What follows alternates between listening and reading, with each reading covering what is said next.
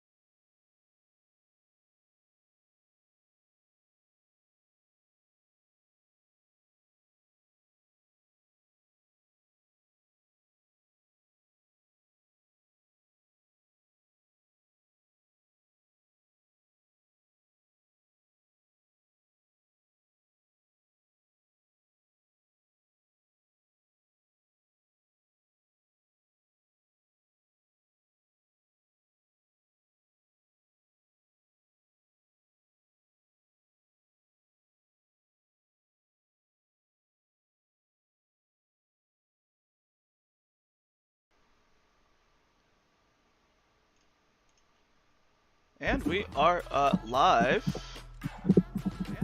Tubular. Hello, lovely people. Hey, Twitch.com, what's up, what's up? It's time for Everybody Crits. What I'm up, pretty sure party it's people? Twitch.tv.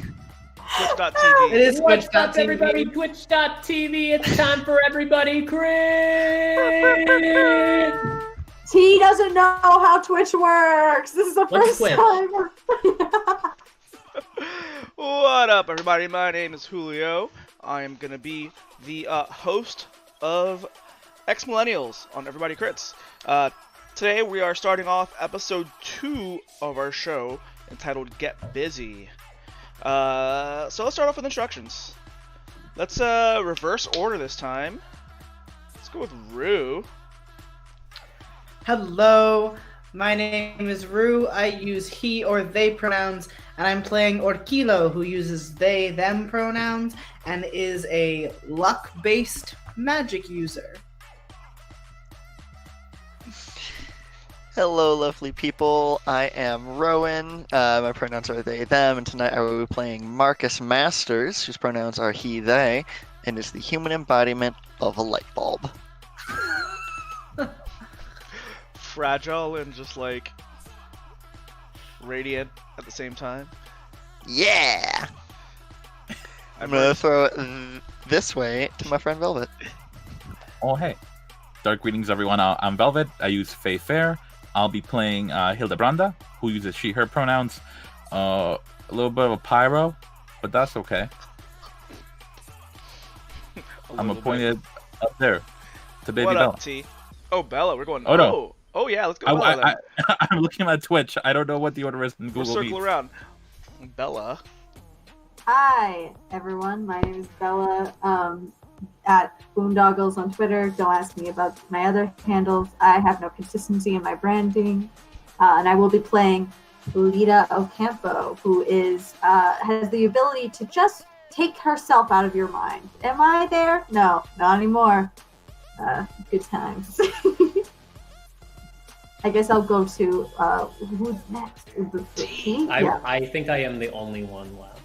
And I Oh, will right. say, hello, I'm T. I'm here, I exist, but I'll be playing a character that doesn't exist today, called Piri. She sleeps, and she is a mutant. Wouldn't you know it? I'll plug myself at the end. For now, I'll remain unplugged. Julio, Master of Ceremonies, please. And again, my name is Julio. You can find me at PoppyChampBlue on Twitter and Instagram, maybe. I don't know. I really don't. Branding, I don't get it. So here, I historically am known to be really bad at recapping because my mind does not remember things. So, Marcus Masters, Rowan, would you like to give us a recap? No, I'm good. What if I said no? Damn it, Rowan, we talked about this. We began our story April 4th, 2004 at the celebration of Fantastic Four Day, which was very quickly cut short when a young mutant named Bailey exploded and killed some people and hurt a bunch of people. And yeah, only once though. And very quickly, public perception of mutants turned sour. And over the course of the next couple months, we checked in with all of our individual characters at their homes, learned a little bit about their powers, Lita's ability to remove herself from people's minds, Piri's ability to conjure things from the dream realm, Hildebranda's ability to just set everything on fire, Marcus's ability to, as I said, be a light bulb, and Orkilo's ability to catch things when they fall off shelves. Our heroes were approached by several members of Xavier's School for gifted youngsters, or whatever it's called at this point in time, because that changes like every 10 issues. It does. As well as some people out of Massachusetts. Massachusetts Academy. Yeah. They seemed cool. We'll see. They're definitely not evil, but they are very sexy. That's like agreed across the board, I think. Yes. We also learned through some TV broadcasts that Tony Stark and Steve Rogers, America's daddy, were at odds Daddy. about the mutant problem and what to do. Tony Stark seemed to think that the best option was to team up with Bolivar Trask and begin the Sentinel program, which is cool. And I believe as well that we learned that the some version of a Mutant Registration Act had been ratified. So that's also cool. We all made our way to Xavier's school and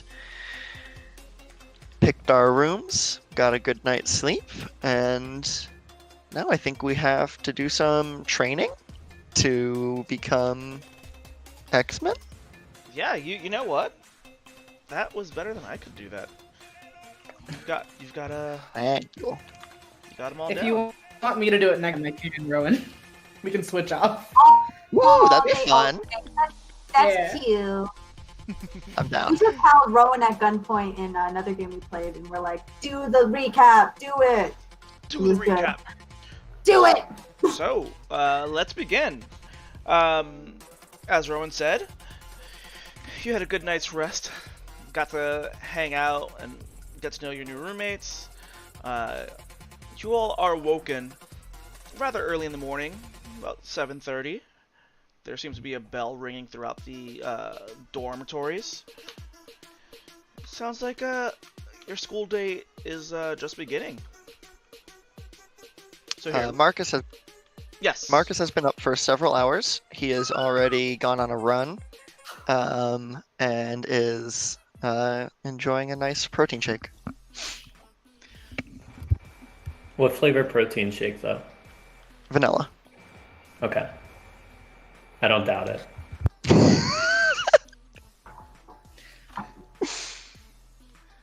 Do you accidentally wake up Orkilo when you're like waking Yeah. up?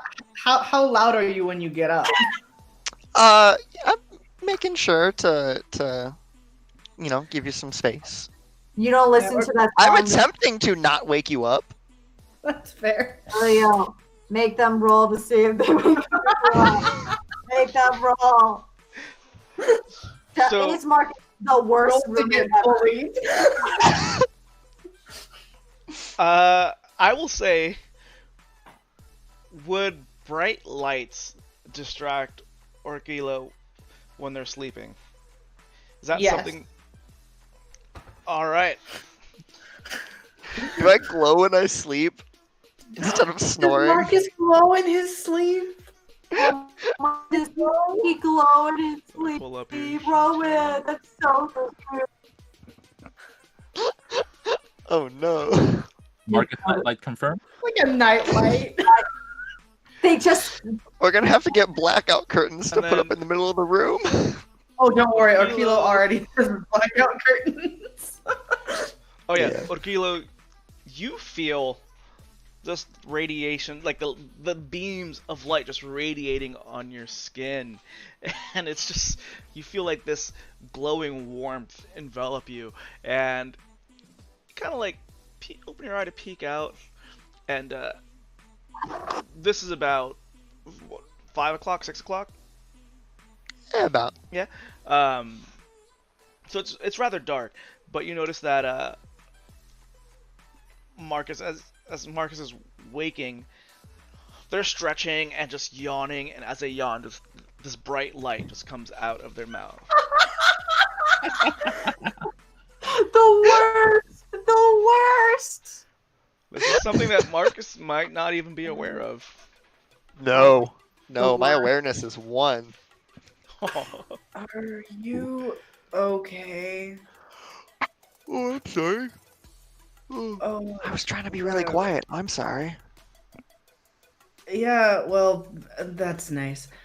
Being quiet doesn't really get over the fact that when you open your mouth, there's a flashlight inside. Oh crap! Why are you up so early? I gotta get a run in. Oh, you have to get a run in. Okay. Yeah.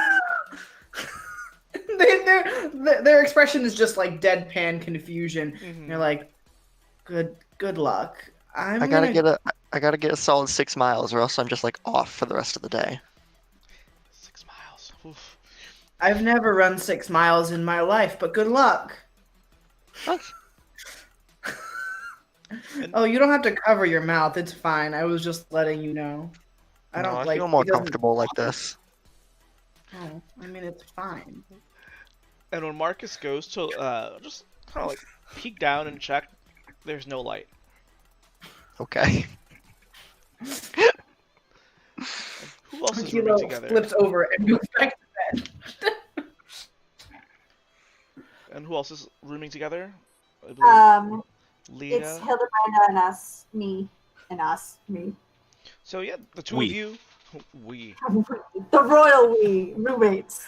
There is just a soft, like chime sound, just coming from a speaker on the wall of your dorm room, and you kind of hear it throughout the hallway. You can tell that people are all waking up and rustling. How does Lita handle that? She definitely would sit up abruptly because she thinks that like it's her family like calling her or something, like noises and sounds. She's very sensitive to it, so she would jolt awake and then like forgets. Okay, Hildebrand, do you think that you are top bunk or bottom bunk? Because Lita is so passive, she fucking would not. She would just do whatever you wanted to do. Like she'd just stand by the door until you chose. Hildebrand is a top bunk kid. Okay, cool. She'd jump and she'd definitely sit up, hit her head on the thing, and then lean back and be like, oh no. Oh Oh no! She'd definitely whack it and then do that thing where you hurt yourself but you don't want to wake anyone up and you go, and then the thing would ring and then she's like, oh, it's fine. There's already noise. Okay. Creeps out, like kind of tries to roll out and then remembers that she has invisibility power and go, huh. And then turn invisible. And then try to go outside. I feel like at this point, Lita doesn't worry about making noise because between Hildebranda's own snoring and the blasting headphones she sleeps with, I don't think it's a concern. It shouldn't be, but it still is. Lita just wants to not be heard or seen, so she just like tries to creep feel outside that. the door. So it looks, if Hildebrand wakes up at any point, the door just looks like the door opens and closes really gently, like you know the thing where you hold the doorknob and like slowly. Oh yeah, I'm familiar. When you Houdini your way past it, I know. Yeah. We're brown. We know. Okay, so yeah, she does that and tries to see what's going on in the hallway.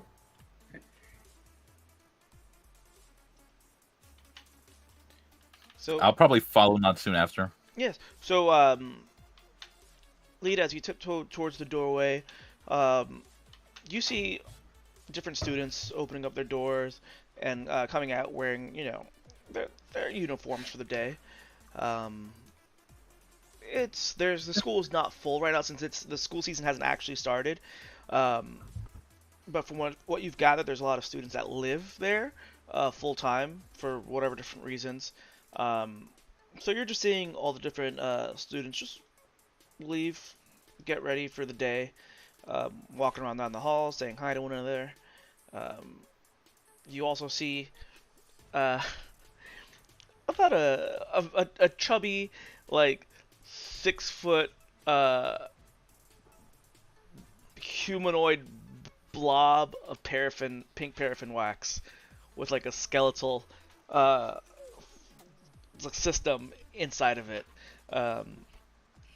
Obviously, a uniform doesn't quite suit him, but you see that he has his glasses on his little paraffin wax face as he looks down the hall and just trudges along. But he does leave the door open, and you could kind of see Piri inside. She's like, so there is a bell going off, some sort of inciting bell. It's just a soft chime. Yeah, I think that it would not phase her. She's probably arm off the bed, leg off the bed, passed out. Mm-hmm. She's only been asleep a couple hours, so I think that it's easy to it's easy to wake up, but not easy to rouse her. I think that she'd probably lay there for a little while. You can come peek in the room, be my guest, but she's just gonna lay there. She's gonna, Lena's gonna obviously notice someone's there, and then obviously pluck herself from their mind. Obviously doesn't know that she's doing that.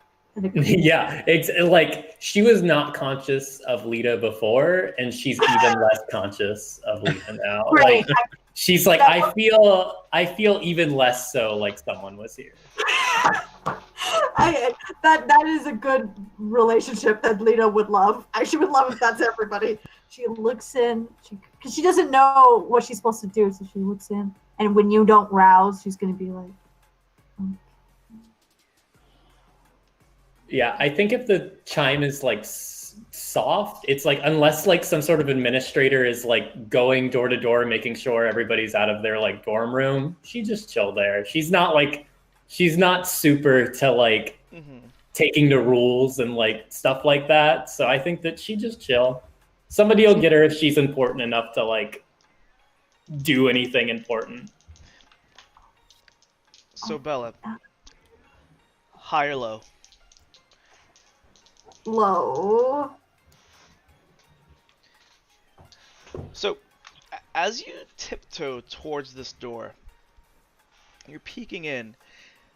You're unaware of the fact that you are no longer visible. No one around you can see you. But you hear a voice behind you say, "Hey, wait, what are you? That's me." And when you turn around, you see that big old ball of paraffin wax staring at himself. It seems that you've made an illusory double of Glob.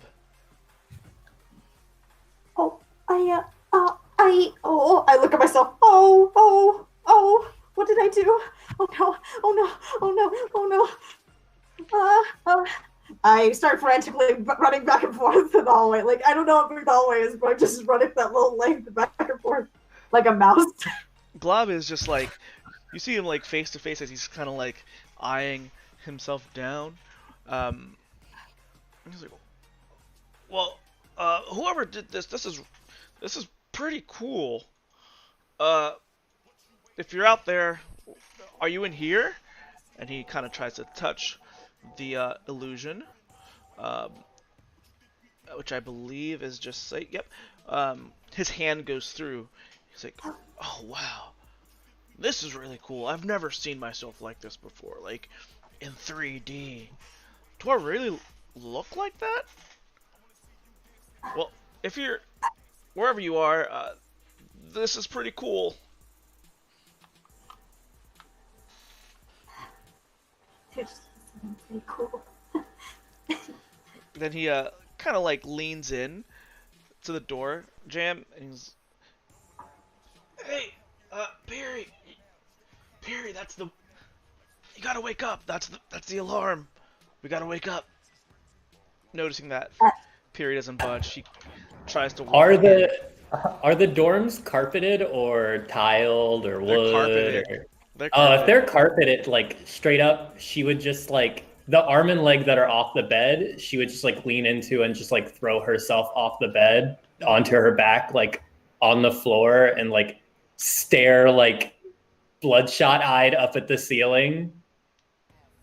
She would get up after a little bit. Like, I don't think she says anything to like. His name is Robert. Yes, the Yes. Glob's name is Robert. Yep. Yeah, I don't think she'd say anything to him. You know, she might like glance over at him to like acknowledge that she did hear him, but like she would just like get up and then like go change in the like. Do we have like bathrooms in our separate dorm rooms or closets or anything like it's that? Shared bathrooms. Okay. Is there like a closet? Is there any way that she could just like change into her clothes without like being like, yeah, okay, she changed. You know, you each have. She would rouse from her room. Yeah, you each have a decently large enough closet. I think Lita will, like, upon realizing that that was the alarm and that's what was happening, because it was such a pleasant sound, she probably thought it was very odd and was like, oh, that's what the alarm sounds like, okay. Used to being awoken by her mom, like loud noises or whatever, so she just like steps back, sees if the blob goes with, like the shape that she made goes with her when she starts walking, and upon realizing maybe it doesn't, she goes, oh, okay. Yeah, so as Lita walks away, the blob actually starts to just dissipate. And let's roll on this. With that, as you start to move, Robert Glob kind of turns around and is like, oh, that was you? You did that? I guess it must have been me. That's kind of really cool. My name is Robert. Lita. I extend my hand awkwardly. My friends call me Glob, but like, you can call me that too if you want. Do you like being called Glob? I mean, not really. But you know. What would you like to be called? Well, I mean, when I was a kid before all this, my mom used to call me Bobby. You can call me Globby. Okay. And he kind of like. I instantly just disappear because I freak out. He pushes up his glasses as he like looks around, like, that is so cool. And you can kind of tell that the paraffin wax was kind of like melty. He was like nervously sweating. And then he's like, well, friend, I'll see you around, hopefully. He just also like looks everywhere, just trying to look for you as he just turns around and leaves. As he's leaving, doing that very like obviously shy person thing of being like, bye, Bobby. Sadly, you cannot be heard. Oh, I go back to the dorm and try to get changed invisible, but then I realize I should probably rouse Hildebranda so she doesn't get in trouble. It's like does this thing where she's like looks at Hildebranda, looks outside, looks at Hildebranda, doesn't want to start a problem. Okay. I wanna. No, I don't know if that's what she do. Never mind. I'll just go and get changed. So, Orkilo. Yeah. It's around 7:30. You're woken up once already. Now you hear a soft, gentle chiming alarm going off. Do they stir?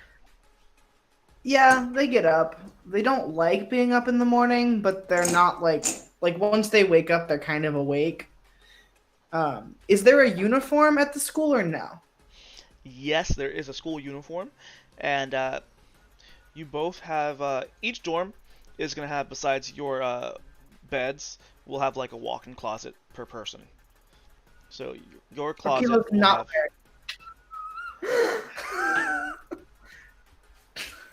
Orkilo is not wearing it. Oh, okay. I thought they're like not wearing the uniform. They're wearing clothes. Yeah. They put on just like tattered jeans with fishnets underneath and a black like t-shirt with a band name that you've never heard of because they only perform at a club downtown in Queens on every third Thursday when it's a full moon. What's the name of the band? Nightshade, but you can't read it. Like, you can't read the text. Black on black. It's like a slightly lighter It's shade like of a black metal font where it's just a bunch of twigs. Yeah.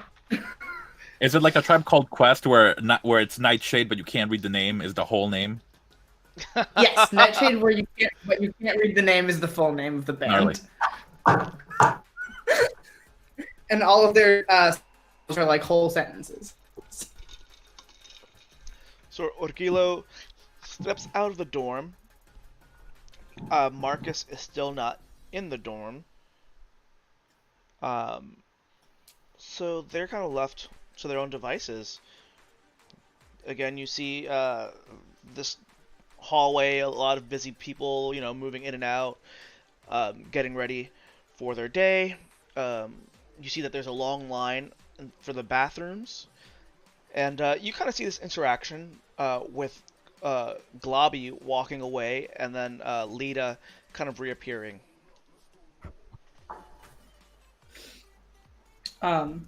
Because Orkilo knows from the very short interaction they've had with her that she's kind of nervous, they will come up behind her, but like a fair distance and like clear their throat rather than just like immediately saying hi and scaring her.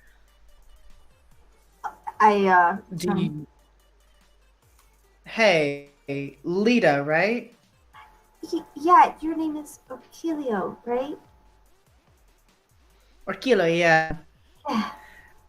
Do you know where we're supposed to be going? Because I do, but you're new, yeah? Yeah, I'm really new. I just, I didn't know if I should wake my roommate or not, or if I should just, leave her. She seems like a really cool one. That would just be fine with it. I mean, we can wake her up. It's pretty, like, they do breakfast before class, so we should probably get her up so that she gets something to eat. Oh, okay. Where... You want me to do it? If you don't mind. Yeah. Orkilo will walk in. Wait, what? I said she fully just steps away, like, okay, go ahead. After you. Orkilo will go in and like knock on the way in to make sure that Hildebranda is not like actively changing clothes. And then just kind of like go up to the side of the bed because Hildebranda's on the top, right? And they'll just like tap on the bedpost with their cane a couple of times because they can't reach the top bunk. And does Hildebranda stir?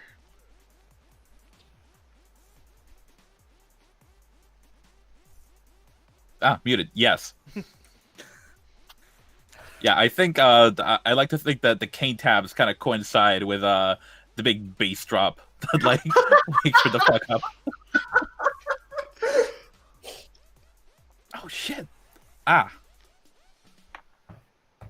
Oh, what's up, Tortulo? Escondidas. Good morning. It's like 7:35. It's time to get up. Oh. I know. All right. Did I tell you my new roommate wakes up at 5?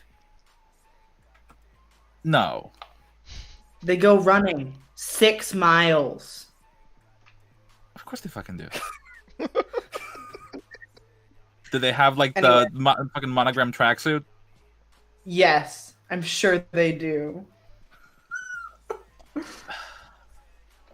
1000%. I wasn't gonna bully anyone today, but now I have to. I really delayed in the conversation. I poke my head in. Good morning, Hildebranda. Oh shit! I can see you, Escondidas. Did you wake up early? I didn't mean to. I just thought it was my mom waking me up. I didn't want to get in trouble. The alarm here is so odd. It sounds like chimes. There's an alarm? Apparently. It's Yeah, It's not just me waking you up with your cane with my cane every morning. I mean, I appreciate it. Otherwise, I could have gone on for a while. I'm just gonna throw myself off the top bunk because stairs are for fools. I watch and I can't help a giant grin because I think that Hildebrand is the coolest.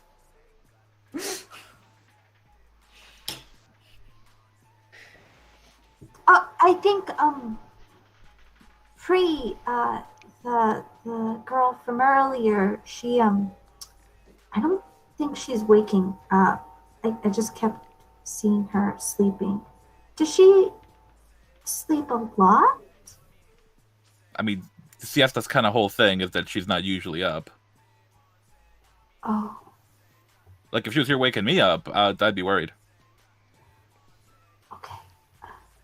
Have you all been here a long time? Like a week and a half, maybe. Oh, okay. I met someone new. His name was he was really nice. He's a Pre's roommate. Globby, do you all know him? Yeah, vaguely. He's Hard to miss. Oh yeah, hard to. I I will interject and say, everyone with fire-based powers have been given a fair warning to keep their distance from Globby. I figured. That's fair. Highly flammable. They've been working on a way to fix it. He doesn't feel the pain or anything like that. He doesn't physically feel the burning sensation, but it is a safety hazard. So that's why the two of you are on like opposite sides of the hall from one another. This is a glad very you did the old, very trail. wooden building. Yeah. It's not So good thing great. he leaves the trail. Kind of a fire and oil situation here. Kind of exciting. I'm waiting for the day we both run into each other around the corner.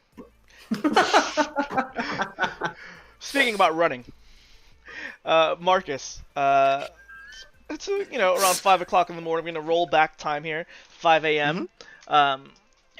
You wake up. I assume you throw on your tracksuit and whatnot. Absolutely. Yeah, go for a light 6.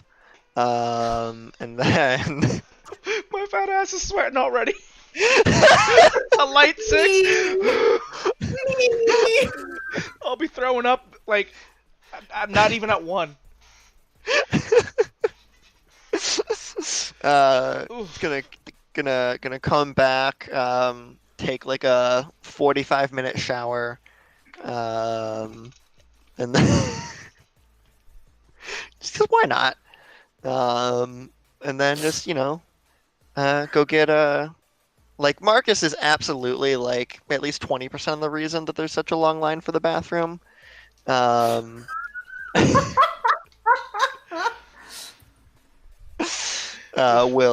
Will come out to go back to their room to get changed, and then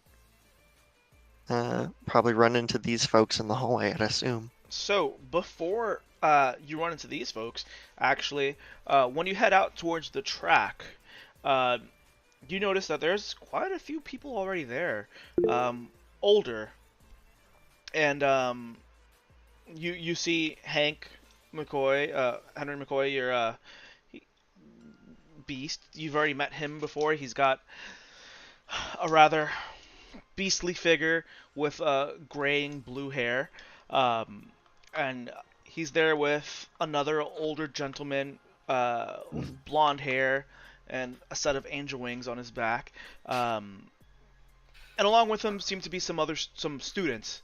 These are while they would be considered upperclassmen if this was a more traditional school, they are college-age students that now are kind of like the TAs. They instruct now, and they join you for your run. They're running and stretching and exercising. Dr. McCoy sees that you're, kind of trotting, and Dr. McCoy stops. He's like, Mr. Masters, Dr. McCoy? uh, what are you doing here? Start my day. Oh, wow, this is... He pats you on the back. So, would you like to go for a run? Oh, absolutely. Oh, this is... Man, students typically don't join us for this. That's a good sign. I'd like to think that I'd like to think you're a good change around here. Thank you. I think it's important to keep a sharp body as well as a sharp mind. All right, everyone, line up. And as he says that, everyone turns around, looks at you.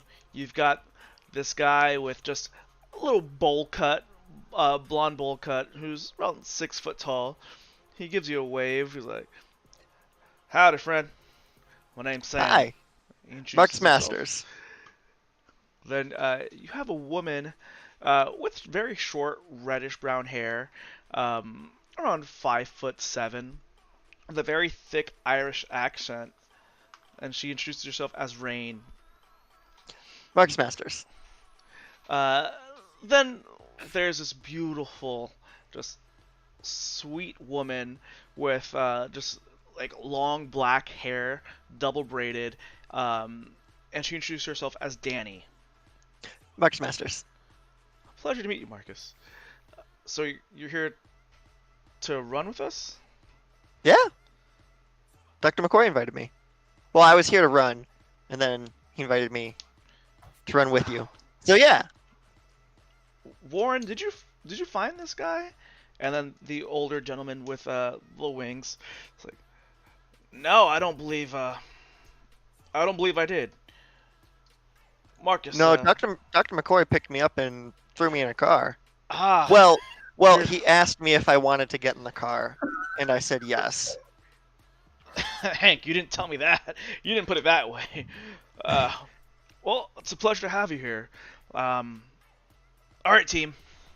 How do you feel about doing 20 today? 20 laps or 20 miles? This is Rowan asking. Miles. Okay. And then I might be a little late to class, but they all line up. And, on your mark, get set, go. Everyone takes off. You feel like you're the slow one of the group. Probably Yeah, that's okay. not something you're used to, because you've got a rather athletic background.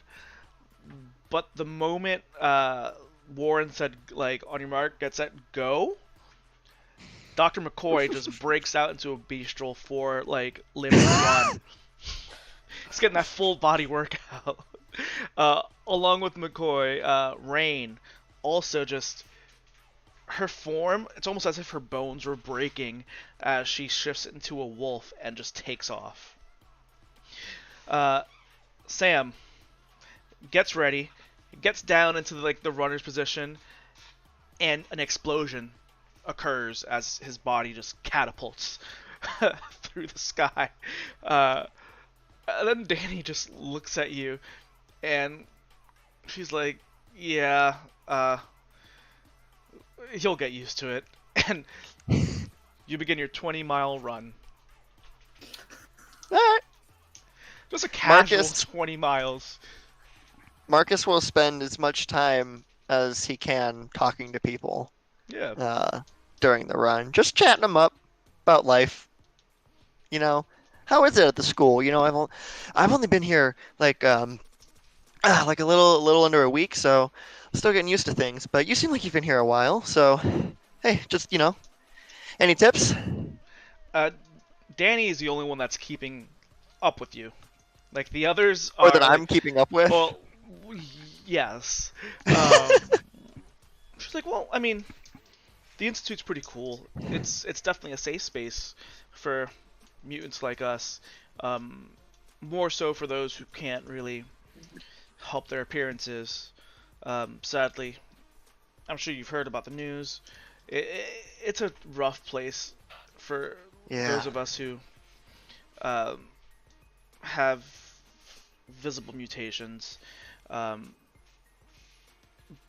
but luckily, there's a very calming spirit amongst us all, where we tend to protect one another. There's not much bullying, and those that do are quickly handled. Um, but it's nice. Marcus, what do you like? What do you like to do? Is there anything in particular you're looking to do at the school? I mean, I don't know. There's a lot of bad in the world, and I can just like add a little bit of good to that, like just a little bit of light. Then, hey, I'd say I was successful. That's sweet of you. Thank you. How about you, Danny? Uh, I just needed a place to live. You see, there was an incident at my reservation, and I just, yeah, it was safer for me to be here. I didn't want to harm my people anymore. Yeah. Yeah, My and it's just how it is. my dad's kind of like the worst, so I I I get that a little bit. But Obviously, I don't know your whole situation, but I get a little bit. your dad, hold on. Marcus, where are you from? Um, um, the Manhattan. Oh, Masters. Yep, Oh, you figured it out. yikes. Yeah. Have you seen the news? Not since. I think it's been a day or two. I don't watch a lot of TV. So your dad thinks there's a ransom? Marcus stops for a second and just. Sorry, and starts back up again. Just. It's Well. it was all over the news this morning. They've been talking about it since last night. You know, Master's kid taken for ransom, kidnapped. How's there a ransom if no one sent in a ransom? The school didn't ransom me, did they? I don't know. Definitely not. That's not something It that doesn't seem like they need money. Doc McCoy would do, but yikes. We're gonna have a big laugh over this one. Oh man. Oh, I hope my sisters are doing okay. Yeah, I mean, you should give him a call. There's a phone room. Yeah. It's been a day or two. I should call them, see how everything's going. So the two of you managed to run together for a while, as you just managed to have a conversation in between laps. You find out that Danny has just been promoted to American History teacher. Ooh, So, that's exciting. though she is, an upperclassman here, she is now a teacher in the facilities. And you two just continue to run. Then the rest of your morning carries out the way that we've laid out. You are definitely taking up a lot of time in the bathroom getting ready to get your hair nice and perfect. Exactly. Pierre, you're the one who's still asleep, right? You're still snoozing? Actually, Piri, like, during the time that, like, Orkilo, Lita, and Hildebranda were, like, having their conversation, she would have, like, sulked out of the room and, like, followed wherever the mass of students was, like, going down the hall, assumably to, like, the breakfast hall or whatever. She knows where everything's at this point, I assume, so, like, she knows the, like, spiel. So let us imagine I'm imagining. You've got these three people outside of your door. Your door was left wide open because of Globby. And you've got these three people trying to wake you. As the three of you turn to leave, you finally given up that maybe Piri will, wake herself up at some point. Piri, as you get yourself off the ground, what was your dream about? I think that last night, I don't know, was anything like interesting on TV? Like what happens, what's today's date currently? I guess any news? She would have dreamed about something news related, whatever. July. Maybe like a July-ish, July 2004. Yeah, today. Any new car releases? She's dreaming about the newest car release. Any new websites released? I don't think. Any It celebrities? should be July 1st. Yes, July 1st. July 1st, 20. This day in history. Thursday. This day in history. That's what I'm saying. I'm like, T really pulling out the time to Google this, I guess. Oh, most popular baby names ranked in 2004. Jacob, that doesn't help me. Oh, it's Pamela Anderson's birthday today, so she was thinking about that last night. She said she had a beach dream. She had a beach dream. She's probably got like sand under her pillow or something. Who So knows? when Piri wakes up, Piri, you wake up, and as you get off the floor, there is mounds of sand around you. Something that was not there when Lita, Hildebranda, and Orkila were trying to wake you up. And there's a nice smell of just the beach, of sunshine, of suntan oil. You see that there's students huffing it outside the halls. You hear another bell ring. This time a very clear and crisp ring of a bell. How it's so clean and crisp. Yeah. I think that This is not a soft chime. This is not a wake up bell. This is something else. Yeah, if she doesn't immediately know what the bell is, she pays it no mind. Unless she knows immediately, she's like, oh, that's the siren, we're being attacked. She would just be like, oh, whatever. Yeah. I think she'd be more interested in the sand. If there's a cup around, maybe Glob was drinking some water, now it's empty. I think she would if it wasn't empty it out and then scoop up some of the dream sand and then just put it on a desk as if okay, I'm gonna leave this here and then when I come back we'll see if it's still here. But Gotcha. she would ignore the rest of the ambient sand. She's pretty used to things being out of place and then returning to place later. So she's whatever. She gets dressed.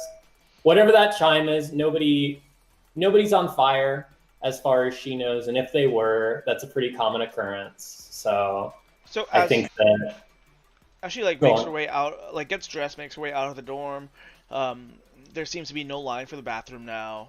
The halls are pretty empty for the dormitories. She makes her way to the main hall of the institute, and she hears chattering, a lot of noise coming from the mess hall. Is there anything that she can pick out specifically that people are saying, or does it seem like ambient chatter? Ambient chatter. This is Okay, breakfast. literally nobody's saying anything important. Okay, Yeah. What's for breakfast today, Julio? Ooh, all right. So July 1st, we're gonna have some fresh fruit. We're gonna be doing some. We're in New York. We're gonna be doing some. Apple season is not till. Apple season it's fall, September, October. Yeah. This is a bonkers interaction. So we're not gonna be having apples. You know what? Okay, no apples. Everything but apples. They've got oranges yeah, imported from Florida. Oranges imported from Florida. Petey fucking hates oranges. She would not touch an orange with a 10-foot pole. She is not an orange head. So you've got the standard apples, bananas, oranges for fresh fruit. They're serving up. You know what? It's Country Day. It's country day. Oh, You got country day. you got shrimp and grits. You're gonna have country ham, and then you also have your standard fare for those who don't eat that. Some pancakes, cereal if you want that. So there's options there. I think that she's very used to treating her body like garbage, so she would probably literally just like she would take the ham steak and then like nothing else. Like that's the protein to like get her through the day. So I think she'd take the like ham steak and just like that's it. That's all she needs, baby.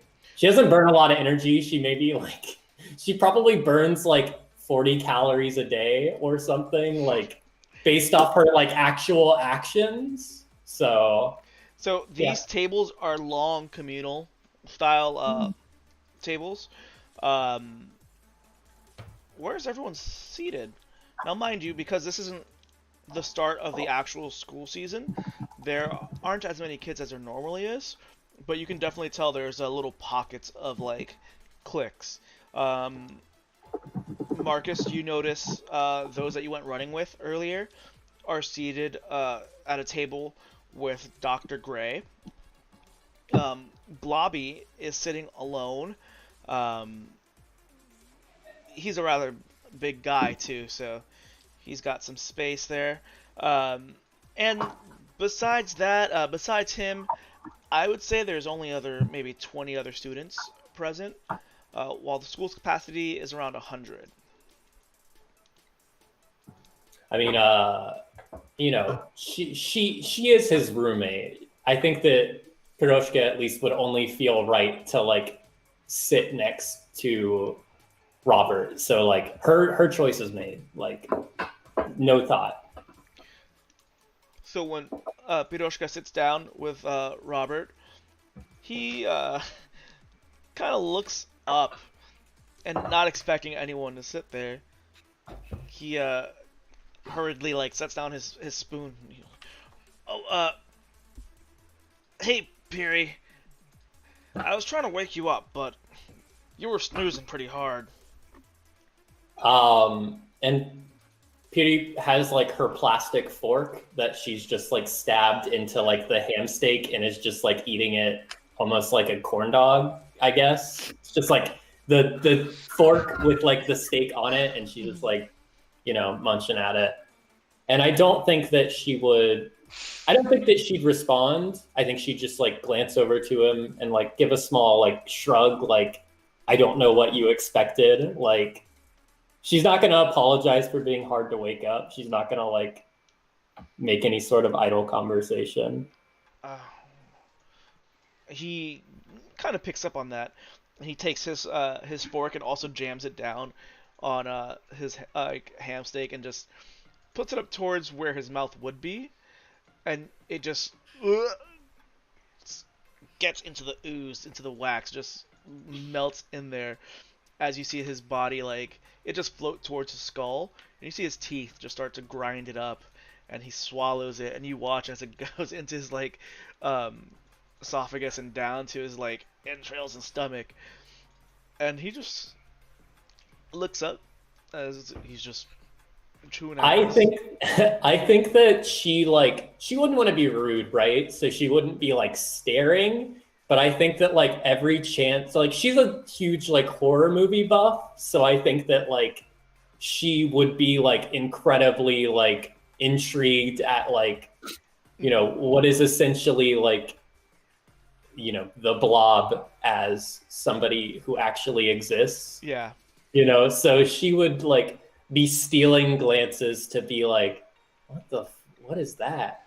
What part of that is, what's going on in there? Like, what is this sack? Do I have that sack in me? Like, what is this like goo? Like, there's this chamber over here. She's just like taking glances. Yeah. Like, why does the ham steak go through like 6 different cycles here? Like, it goes in a circle where it like becomes mush and then like reforms into another shape and then becomes a different mush. Like, she has no idea what the hell is going on. Like, Did they use a blob for anatomy demonstrations? yeah. Yeah. So while Petey is just observing while trying to like not be looking. Hildebranda, you see Piroshka come in and sit down. Where is Hildebranda like seated? What is she doing in this? Oh shit. Or Kilo, where's our table? I think we're in the furthest like away from where the teachers sit. Oh, badass. Yeah. Yeah, as far as we can possibly get away from, like, not because like we don't like them, but we don't want to interact with them. I mean, I'm required to be as far away from Blob as I can be. Yeah, So. so we've triangulated, so like the teachers are here, Glob is here, and we're over here.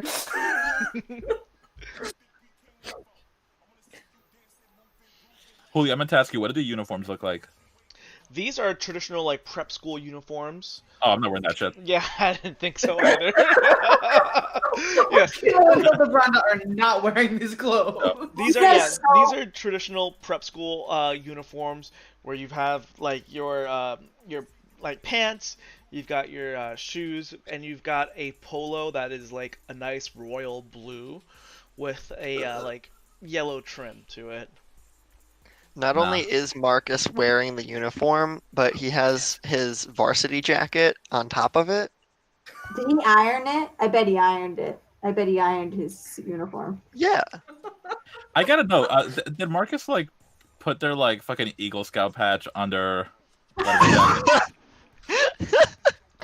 No, that's on their gym bag. Oh, of course, gotcha. Oh no. Naturally. Leah- Confirming that.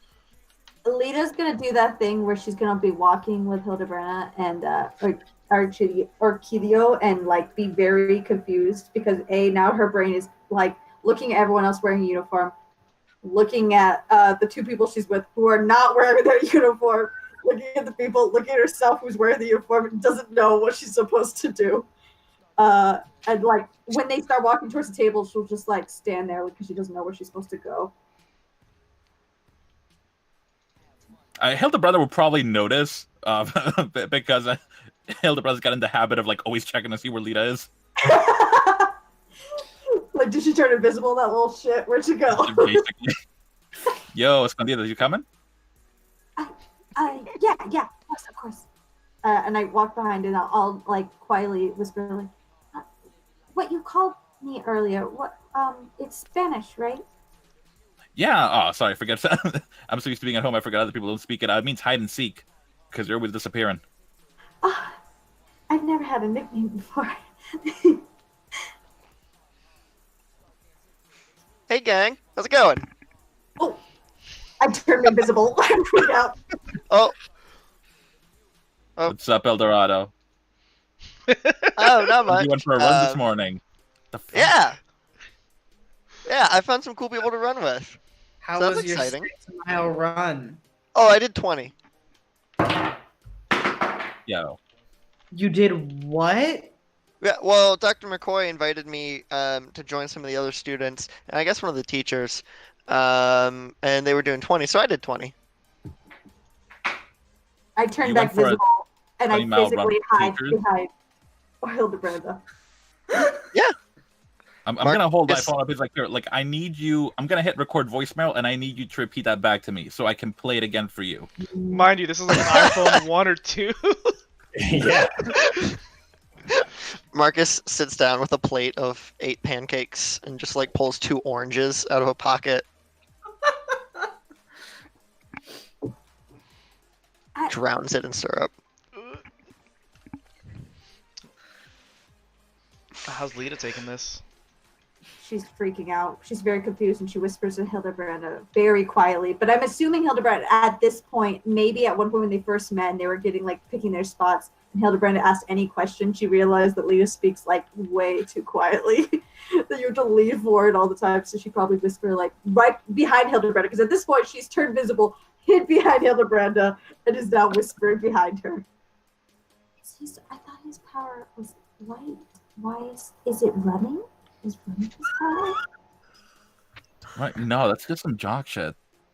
Oh, Oh, hey, Peekaboo. Welcome back. I turn invisible. Oh, okay. And she's You gone. gotta be chill. I'm sorry. You just gotta. Yeah, I've been told that before.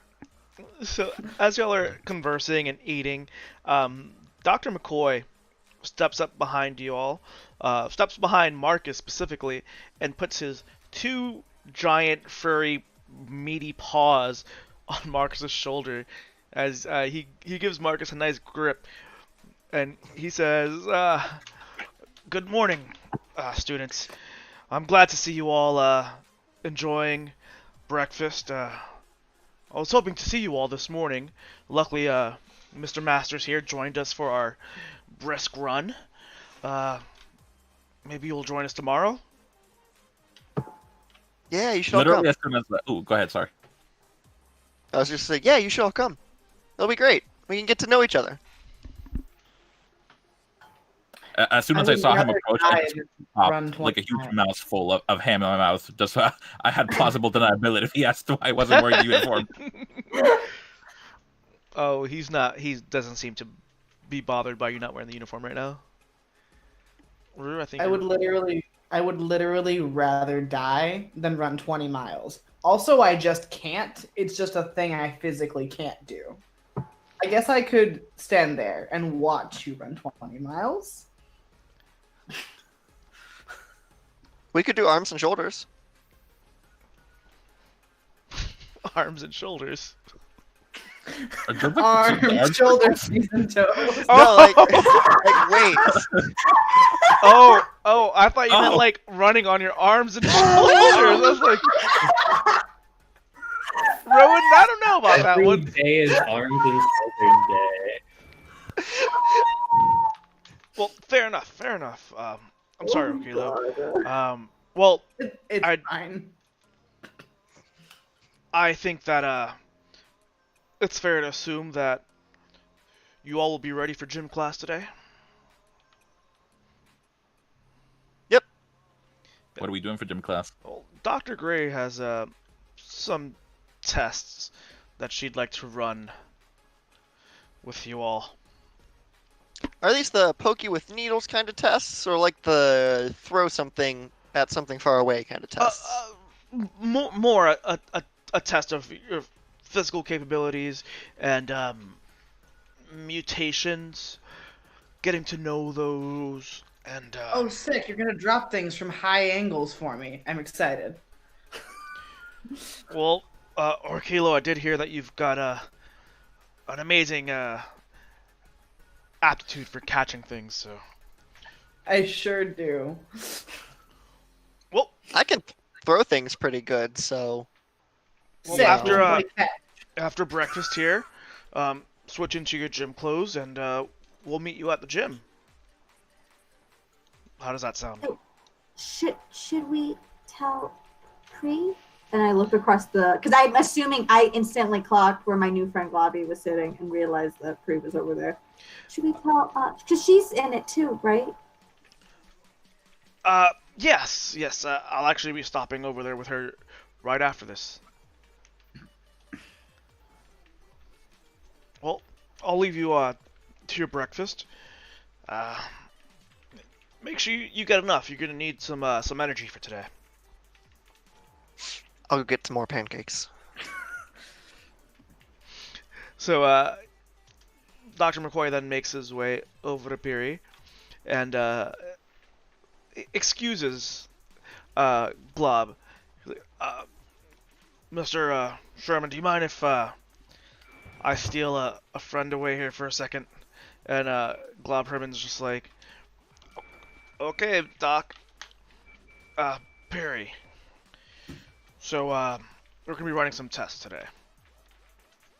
I think like she just like she does the kind of blink where like one eye like blinks slightly before the other, like, and she Like the chameleon? yeah, she's like, and like, okay. She waits for more like any sort of like explanation. He's being intentionally vague by just being like, "Oh, we're gonna do some tests." Yeah. She waits for like any sort of like indicator So, as to like what. So after breakfast here, I hope to see you at the gym. So just make sure you get y- your gym clothes on. I don't think she had much of an expression on her face like prior, but if she had any hint of like positivity in her like face, it like leaves. Like she just like Mhm. this is like what she had been dreading, knowing that she was like going somewhere specifically with like people who had higher like physical applications than her. Mhm. She's not gonna like be like, no, I'm not gonna do that, but she's just like, okay. And she like runs a hand like through her hair thoughtfully and like she doesn't even know if she's like got a gym outfit. Like she like thinks if like do they supply like Yeah, but yeah. So everyone school has a gym outfit? closet that has all your Fantastic. uniforms in there. Fantastic.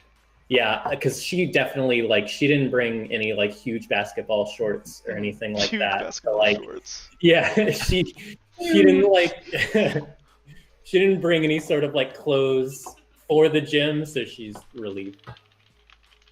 But yeah, I mean, like he is the authority here. Like she Mhm. doesn't have much of a leg to stand on to be like, no, I'm not going to do that. So she just accepts her fate Yeah. So and he returns to her quarter ham steak. he pats her on the back and then returns to the teachers, a little section there, and breakfast carries on. You notice that there some other like students just like again sticking to their cliques, talking. No one really moves out of their bubble though. So breakfast goes according to plan. We all ready to get your gym clothes on? Absolutely. No. Hell yeah. Yes. Yeah. So you all return to your dorms. In your closets, there's appropriate clothes. Um, and we're gonna take a break on that note. Come back for gym. Oh, thank goodness I had to pee. Oh boy. I remembered this time to take a break. I remembered. Ayo. Hey. My Thank thing is to, you. my thing is to tell people to remind me, and then I remember it, so they don't have to remind me. I was just about to remind you. That's so wild. I was gonna be like, break? Question mark? Question mark? It's about the Wait. 1:30 mark, so yeah, let's take a little break. Let's get Thank hydrated. you. We'll see y'all in a second. We'll be right back, Twitch TV.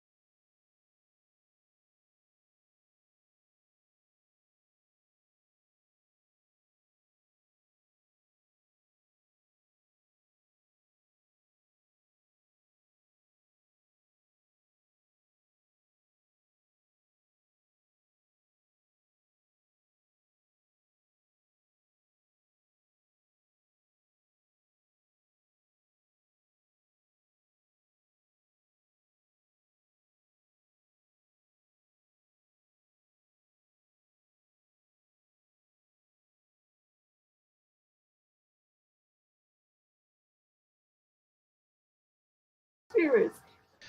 Greetings and salutations, friends. We are back. Hopefully you got up, stretched a bit, did some lunges, and you're warmed up for gym. So let's kick it off. Do we have to do lunges? Oh, I did some Is that the lunges test? You already. gotta stretch. Lunges. You gotta do the lunges to get Kilo me. All right, Rowan, you're cool about doing 20 miles, but you're like, lunges are too far. Lunges are... Oh, warm up. Lunges after doing 20 miles. Leg Yeah. That's day. a lot. Yeah. Your legs would shake so bad. So we've got everyone's all dressed up, and you all head out to the gymnasium. It's not attached to the it's not a part of the main school facility. There's kind of like a wandering path. You have to cut through the courtyard. But once you get there, Dr. McCoy kind of stops you outside from entering. Now, behind him, you can kind of see the windows to the door, and you see that there's like students in there working out and whatnot. But he says, "Students, I'm glad you've managed to, you guys made it. I'm glad. Follow me." And he cuts off to the side, down to the covered walkway, and turns off down a set of stairs. Says, "Well, I mentioned we were going to be going to the gym. You see, the Xavier Institute. We've got multiple facilities here. There's one gymnasium on the main floor here, but you see, there's another one down below here." He opens Secret the door. gym. So he this is your standard like school style like double doors. He puts his like paw against the wall, and the double door kind of clicks open. So he pushes it open. He's like, "Students, after you." As you enter, this hallway is just looks normal, but as you can see walking down, you notice that your like footsteps have a metallic clinking sound to them, but it doesn't appear that way. So let's get our dices warmed up. Let's give them a little nice stretch. If I can get some perception checks. Oh, great, my best skill. What do we roll for a perception? What? So Dice? oh, 1d20. Everything is gonna be a d20. Nice. So Ooh, 90-20. all these other dice, you take them and you throw them away. You don't crunch them. You don't. Do not eat You them. don't. You just Toss them don't. out. Throw them away. Fine. Don't eat them. Rowan, you're outnumbered. I will. Am I, though? Get I it haven't- out I of your think we're pretty fruit. Get out of your mouth. I haven't weighed in on Because- the dice thing. Because Rue and Velvet are on my side. That's You eat the dice or you don't eat the dice? Be You honest. crunch them. You crunch. We don't. Like we for don't. fun or for nutrition? Both. For fun. No, not for what's happening. If it's for nutrition, I'm okay with it. If it's for fun, I'm not okay with it. We will have no further discussion on this. Great. All right. That is my penultimate stance. If you need nourishment, it's fine. If you are doing it just for the hell of it, I'm not okay with that. So, Julio, I think you are outnumbered. No, there's three. There's three. Me. We're Julio, canceling the stream. Steve. Stream's I got over. a We're done. 12. We're done. I got a 12 for We're my done. perception. 12 on perception. I got a 22. Wow. Orkila got 22. All right. Anyone else? My Perception is my second best thing. yes. Okay. Cool. I rolled bad, but the good news is I'm good at it. I got a 14. 14. Did anyone get? I rolled a 1 plus 5 is 6. Let's go. Steven. No, let's go. Hey, second to Roll a last. one. I was in last before. So Perception. Perception is like at the bottom of the sheet. Oh no, I meant such perception. Like Oh. wow, like the I meme. thought that. nothing seems out of the ordinary. Orkila, though, as you're taking steps and as you set down your cane on the floor, that metallic feel against your feet and the clicking sound does not coincide with what you're looking at, which appears to be laminated wood. You start to like stare at it a little too long, as what you see as laminated wood seems to just be an overlay on a rather like metallic sheen of like a metallic bluish floor. As you're like perceiving this, you're just concentrating, you notice the walls have the same appearance too. In fact, this whole entire hallway does. At the end of the hallway, there's a circular door with a giant X on it. Dr. McCoy leads you there, and he turns back to you and says, "Well, students, I know we are all aware of what we're doing here, correct? In terms of you coming to the school and Dr. Gray's plan. You see, a superhero team, if you will, of all mutants. It's not been done yet before, so I'd like to think we're breaking ground with that. We're gonna head into this groundbreaking gym of ours." As he says that, he puts his paw on the door. "Oh, Arkilo?" So, did you just choose to fake the flooring and wallpaper because you didn't have the money, or did someone get tired of the metal aesthetic? It's chill. I'm just interested. I'm surprised you're able to see through that. Well, you see, this is not something that all students should be knowing about. Oh, okay. Whatever. So, because of that, we also ask for your discretion in your activities and what you tell our students. Just keep in mind that what we're doing is special and best kept a secret amongst us for now. For your safety, our safety, and the safety of our students. Oh yeah, I'm not a fucking snitch, so we're good. Noted. So, let us begin. Students, let me introduce you to the Danger Room.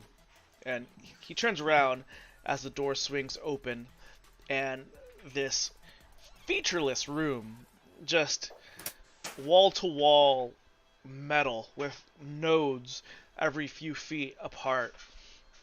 And there seems to be along the wall, there seems to be a windowed room that's just hanging over everything.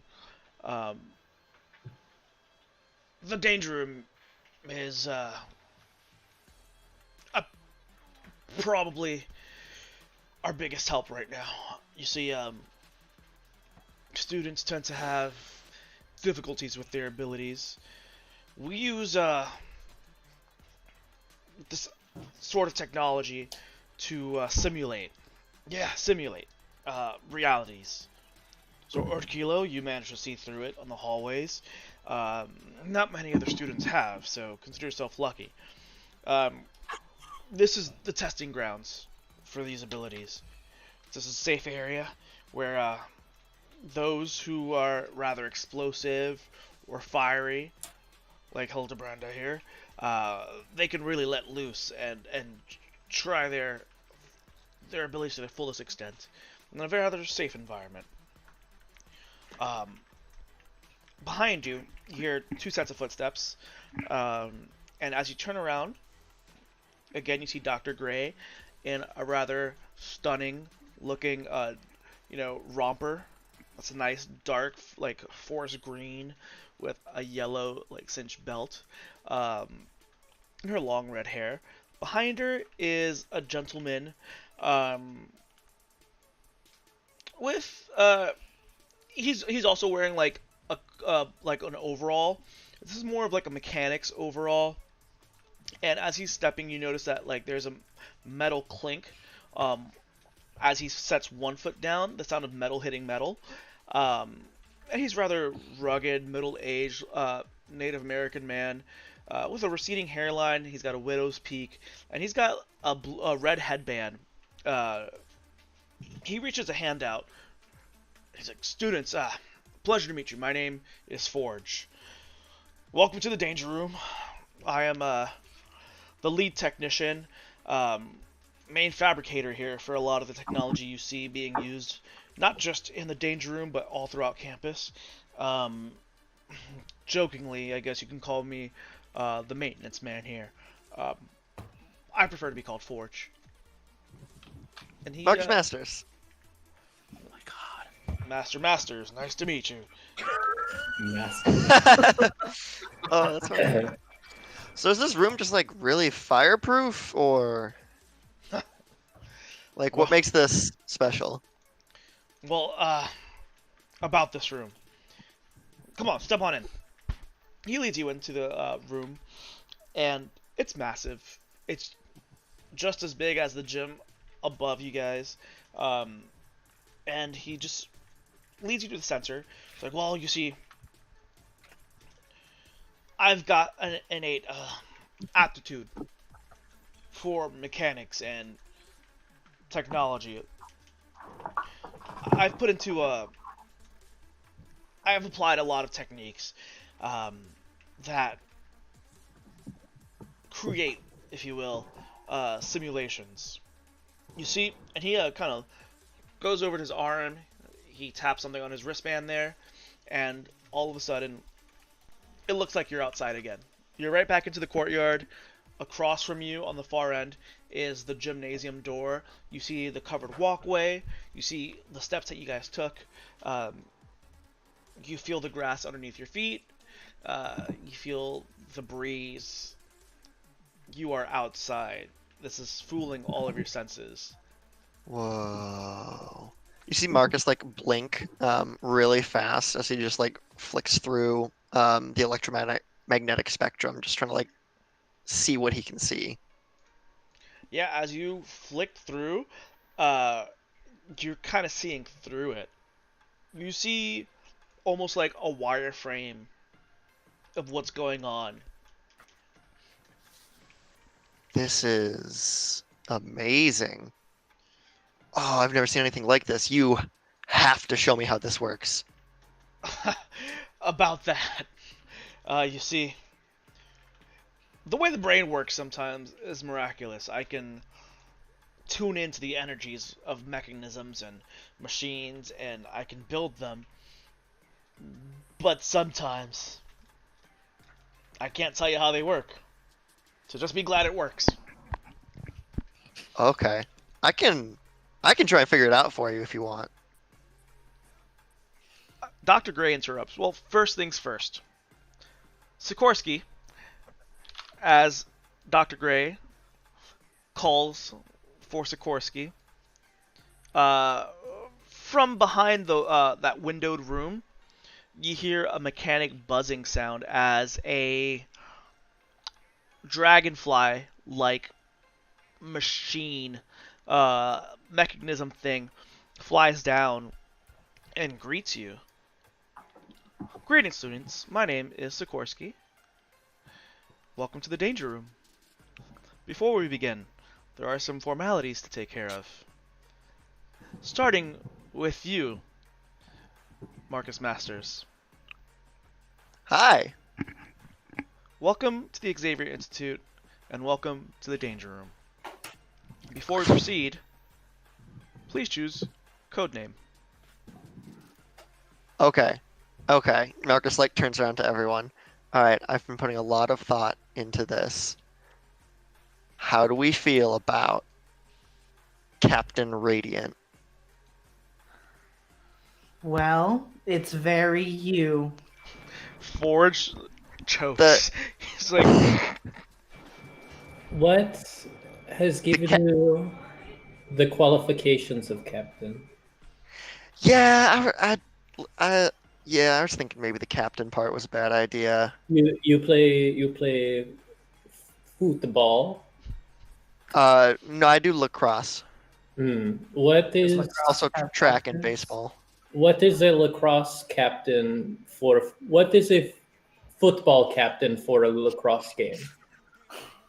No, well, I mean, we still have captains. No, it was just it was. Are you a lacrosse captain, or are you what? Well, not anymore. I don't think What are this the school has a positions? lacrosse Long- team. It's long not.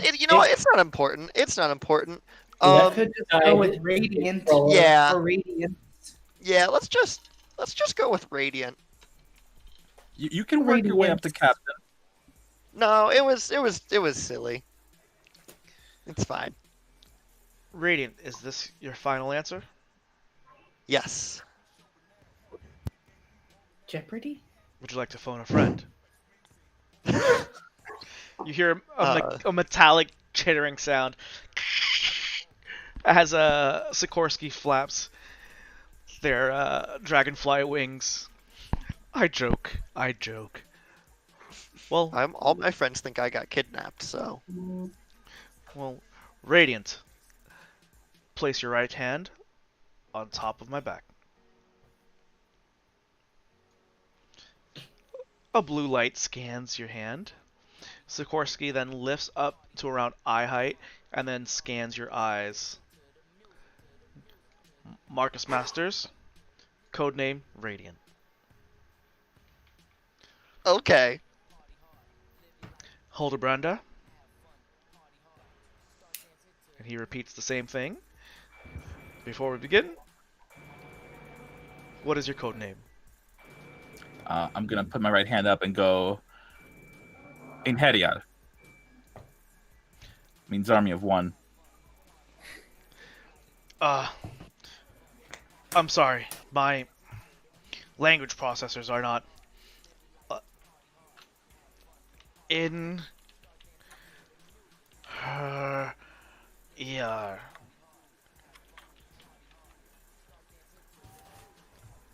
In Hariar. Is that correct? Einherjar. Ein Hariar. That's close enough. I don't have lips. I apologize. Place your right hand on my back. I'll And do then so. Scans your hand, lifts up, scans your eyes. Ein Hariar. Welcome. Orkilo. Codename, hand, eye, you get it. Amria. The dragonfly robot alien kind of just like does a little one of these where he's just like, can you please spell that out for me? Amria. Amria. Amria, that is beautiful. Thank you. I think there was an Amria on my planet at one point. That's neither here nor there. Hand on the back. Scan your eye. Orkila will take their sunglasses off for this very important occasion. And then put them right back on. Orkilo, codename Amria, welcome. Lida,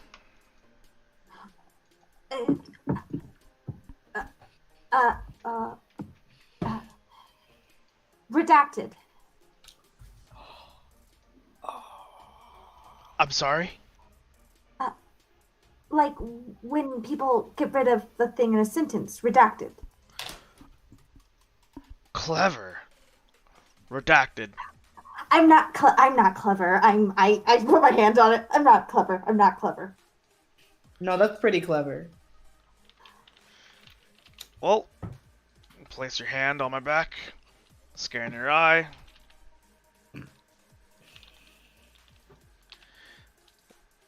Redacted. Welcome.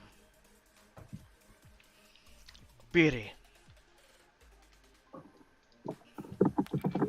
I think that like she is taken back by like everybody else's responses because like she didn't come into this like about to take it seriously. And I think that she would be like, how important is this name you said? Well, this name kind of becomes your identity here. Think of it as a username. Whenever Do I have to use it? It's safe that you do, especially when donning your uniform. Um, Her like head like shoots like towards the ground in like a very intense manner as she like tries to like figure out like her eyes like are probably the whitest that anybody has like seen them as she like focuses on the like I don't know if it's still grass or if it's back to like wood paneling, mhm. but like she's like uh, uh and she's just gonna be like sleepy and she puts her hand on the like code scanner and lets it scan. She's like, that's fine. You know, it's a word like any other, right? Whatever. Sikorsky is instantly like, sleepy. And Dr. McCoy's like, sleepy? She's fine with it. I like it. Boom. Two to what? Like 6? It's good enough. B is But like fine. she's already letting her like hand be scanned. She's not here to like listen to this dude's spiel. Like Sikorsky is I like understand- actively just like Yeah. not scanning your hand. He's just like, It's like If what you- you know, I'm sure people have given worse names, right? Sikorsky is like, well, we do have Beast and Marvel Girl. And as he says that, he kind of throws shade. Ooh, who's that? He throws shade like actively. Like you see his little robot like dragonfly eyes like shoot over at Dr. McCoy and Dr. Gray. Yeah, Gene. When Peter goes to like type it in, she misspells it. How does she spell it? How does She spells it sleepy? as sleep p. So like Oh my sleep god. p. PEA? Yeah. Sikorsky then is like, well, there have been worse names. You've got that. So, Sleepy, Oh, my love. welcome. I love that so much. She shrugs. She's like, "Thank you. I will continue to put in good effort." Well, that's it from me. Pleasure meeting you all. Good luck. I'll be seeing you around. And, break a leg, I guess. And I'd like to grab Marcus by the sleeve and go, I think you would have suited having Captain Radiant as your name. Oh, thanks. No, it was just it was a silly thing. They were just teasing. They were just teasing you. Yeah. I just Captain America's cool, and I was like, well, I want to be like that guy. So, well, but I realize now Oh. that it doesn't really it doesn't flow. So I'm cool. I'm cool with Radiant. Is that why you run 20 miles a day? Well, I think it's important to keep a sharp body as well as a sharp mind. I Dr. glance. Also, it just feels good. Dr. I McCoy. glance over at Brenda. Like, what's happening? Yeah, Dr. McCoy puts a hand on your shoulder again. He says, well, Marcus, if you continue like this morning, that's a lot of good signs there. You very much are on your way to becoming a captain, if you ask me. So, let us begin. We're going to just run through some exercises here to kind of gauge where we all are in terms of our control, our capabilities. Don't try to show off. Don't try to go over above and beyond what you think you might be able to do. We don't want to see anyone get hurt here. So, Dr. Gray and I, along with Forged, will be watching. And don't get too nervous. Don't worry about it. We're going to go nice and easy. Does that sound about right? Sure. Sounds good.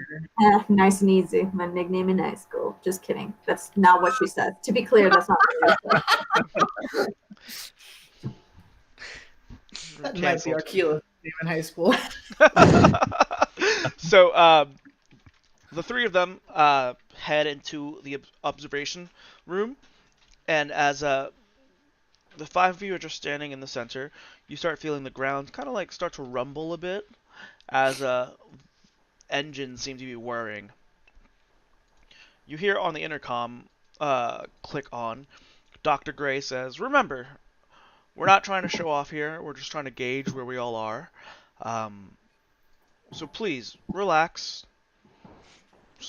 stay calm, don't feel like you have to exert yourself too much.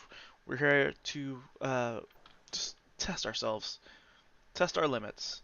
Just nice and easy." I'm clinging so tightly to Hildebranda. So tightly. Like I'm never let go. So with That's good. that, You're gonna have to let go eventually, unless you want to burn. I let go. I she like is always so hot to the touch. I reluctantly let go.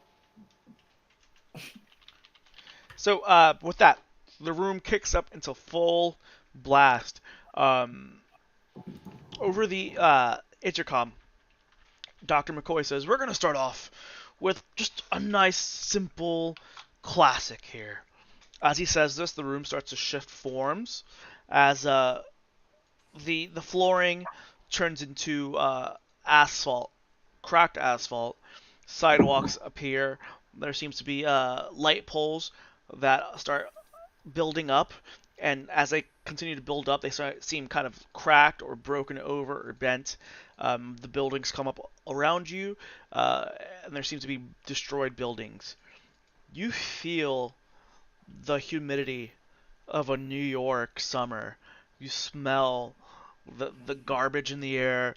You feel y'all know. You just feel that humidity emanating off of every single brick. And I'm gonna need you all to roll for initiative. Oh boy. Woohoo! Nat 20. Fuck yeah. Nice. Where is Oh, initiative? good. You know what she loves. So- You know what my girl loves. Initiative is right next to the offense box under your Yeah. abilities. So now I have 28. Holy shit. What Good the job. fuck is your initiative bonus? Yo, Plus 8. What Settle the down. fuck? Holy shit. Mine is +1. I don't even have a plus. Hello, on, then. everyone. My So- name is okay. Underdog. No one expects 15. me. Here I am. Real I quick, also Lita, got what a was yours? 28.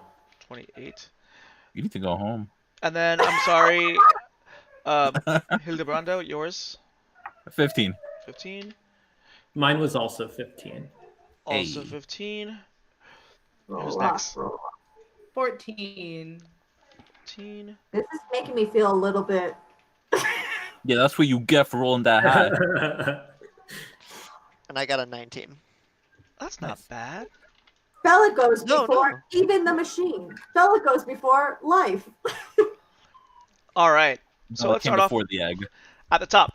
Lita, you Yeah, are you in. know what she loves to do? She loves going first. It's really her thing. She's really excited. Real go-getter, this one. You are in New York City. You feel, again, the heat emanating. You hear the sounds of the streets. In the distance, there's just car horns going off, just continuously, not letting up. You hear crunching sounds as metal just rends metal. It is your turn, but you don't see any imminent danger. Okay. They're all here with me, right? Yes, yeah, everyone's around you. What am I supposed to do? On the intercom, intercom clicks, and again, Dr. Gray says, "Now, this test is to see how you guys would handle emergency situations, rescue missions. So please, just do what comes natural to you. And you hear it click off as you hear screams off in the distance. Oh, I'd like to go towards the screams. So yeah, you start running northbound. Um, as this is also the source of that metallic sound, um, but you don't quite see anything just yet. So if you'd like to make any checks, Yeah, I'd like to do a perception test check, please. What if you said no? I said yes. What if I said no? I would say I'm going to do it anyway, and we'll see how that goes. I got a 25. 25. You notice that as you're like running northbound towards the source of the sound, um, you hear a dong, dong, dong, and you feel it. This vibration of these heavy thuds. Oh. So that was your move. You also get a standard action if there's anything else you'd like to do. But again, because danger is not quite imminent, um, Can my action just be turning invisible? I think turning invisible is reactionary for you. So you Oh don't. yeah, I think I could just do it. Yeah, anytime. Never Yeah. mind. So here, we Can can move I on. Can I push back my action? Like, is that possible in this system?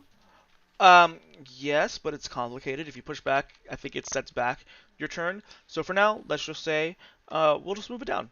Because again, Okay.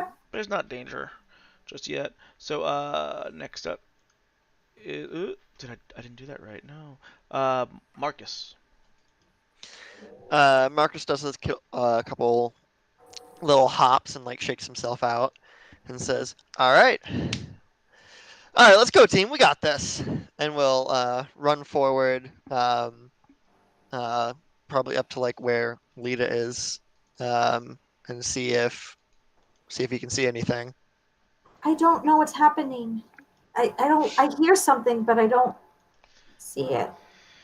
Marcus hears those loud thud sounds as it sounds like something's getting closer.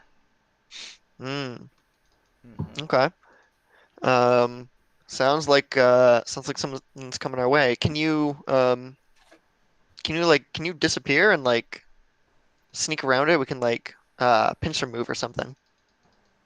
Uh, I don't know what that means, but yeah, I get. But how will we know where they're going first? Well, I mean, if there's a big thing that comes to attack us, then we fight it, right? Right. Where's the screams coming from? North. North. Okay. And when I go north, I still don't see anything. No. Keep in mind If there are buildings and whatnot that are kind of blocking. Um, I'll put my hand on Lita's shoulder and say, if you don't want to fight the big thing, that's fine. You don't have to. Turn invisible. Go ahead. Scout ahead. See what the screams are. If we need to like split ourselves up. Okay. Yeah, I'll just try and. You got this. And I'll give a pep sort of talk. hang out. Yeah. So, Hildebranda, your turn. I'll run up as well. I gotta run for just a sec, so if you wanna let Piri go first, that's dope. I'm sorry, what was that? Oh, gotcha. I just gotta go for 1 minute. Be right back. Not a problem. Next up, Well, BD. Yeah. I mean, PD, she's not gonna like just be like, oh, I know, I gotta go to sleep. It's like she could use this round to go to sleep, but I think she'd just be like following with the group. There's nothing really that would like, without there being danger, Mm-hmm. I don't think she has a mind to be like, I need to prepare. So Yeah. like, I think that she would just join up with the group, probably like moving at a more leisurely pace. As is her so- style. Yeah, so she'd join up with the rest of the group. No big deal. for her action, maybe she'll go like maybe she'll make an attempt to like move something with her like mind powers, because it's like in theory they could just be like sleeping right now. So like I think that maybe She would try to do that. idly she would just make a quick effort to like, I don't know, move like a park bench or something. And if like nothing happened, she would be like, Nothing happens now. Orkilo? Orkilo is also going to join up with everyone else. And they sort of, because like occasionally they will get sort of foreboding sensations when things are happening. It's just something that sort of happens to them. And this is a pretty foreboding situation, and no one can tell what's going on. So Orkilo is going to try and lean into that. What do I roll to use my Visions of Fortune power? So, Visions of Fortune. Let me open that up. That is going to be. That sounds fancy. it's like, what a badass name. I know, the name is beautiful. That's really fun. Oh my god. The name powers for the luck powers are all so cool. I have one called Catastrophe. Oh yeah. I don't know what you roll for this. Oh, there it is. I was like, where is it? Larger. So that one, go ahead and roll me perception. Okay.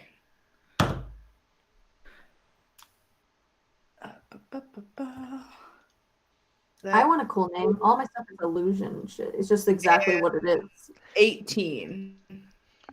18. So, your Visions of Fortune. Your Visions of... I guess your character might not fully know this, but it's a precognition ability tied to luck trends. As you are just scanning this, you just have this foreboding feeling that building ahead of you, this street is like an L shape, and there's a building directly ahead of y'all northbound. You have this precognitive feeling that, damn, that building's about to get fucked up. I sort of like look at the building and like get that weird pit in my stomach, and I say, whatever we're looking for might be in there, and I don't think it's good. And as soon as you say, might not be that, boom, bricks go flying through the air as this metallic, robotic monstrosity straight out of a kaiju movie just busts through the wall. And with that, off in the distance, you just hear, in your mental mind palace, you hear Dr. Gray say, really?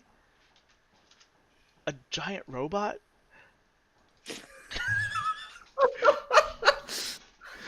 They're supposed to... Oh, God. Jesus, Hank. And with that, this colossal robot busts down and scans the field. Is there any debris coming at us, or are Oh we yes, safe? oh yeah, there's debris. I'm gonna roll for that in a second. As it busts through, though.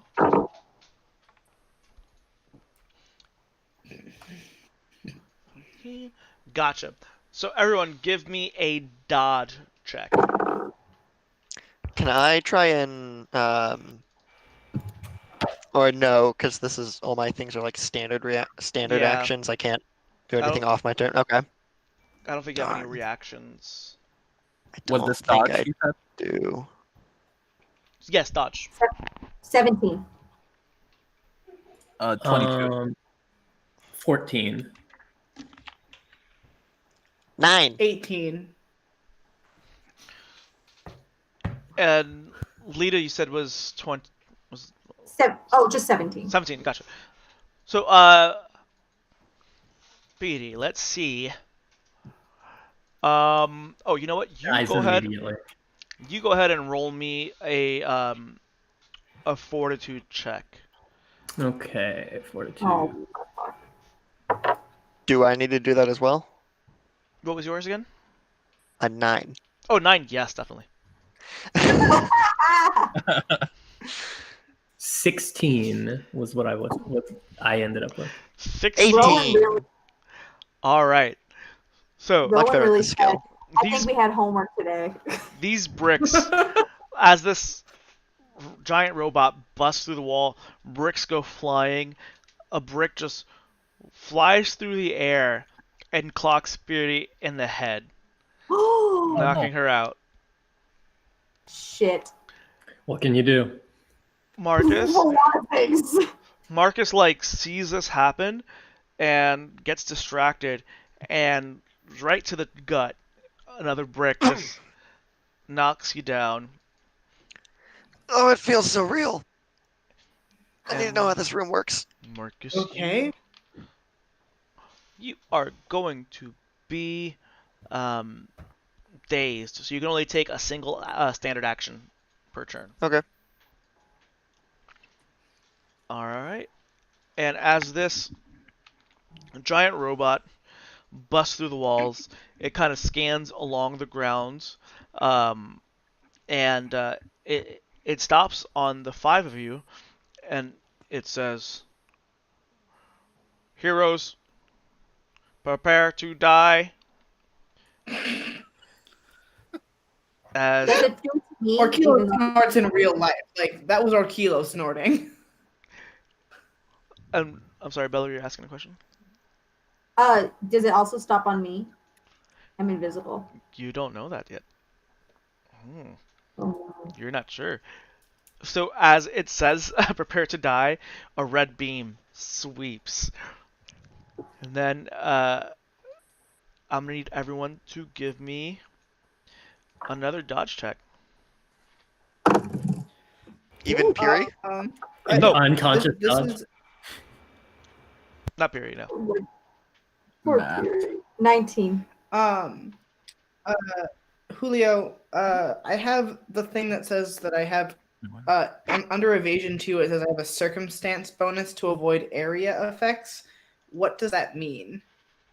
So that means if this were to be like an AoE, you would be able to Okay. avoid it, but this is a specific like targeted ability.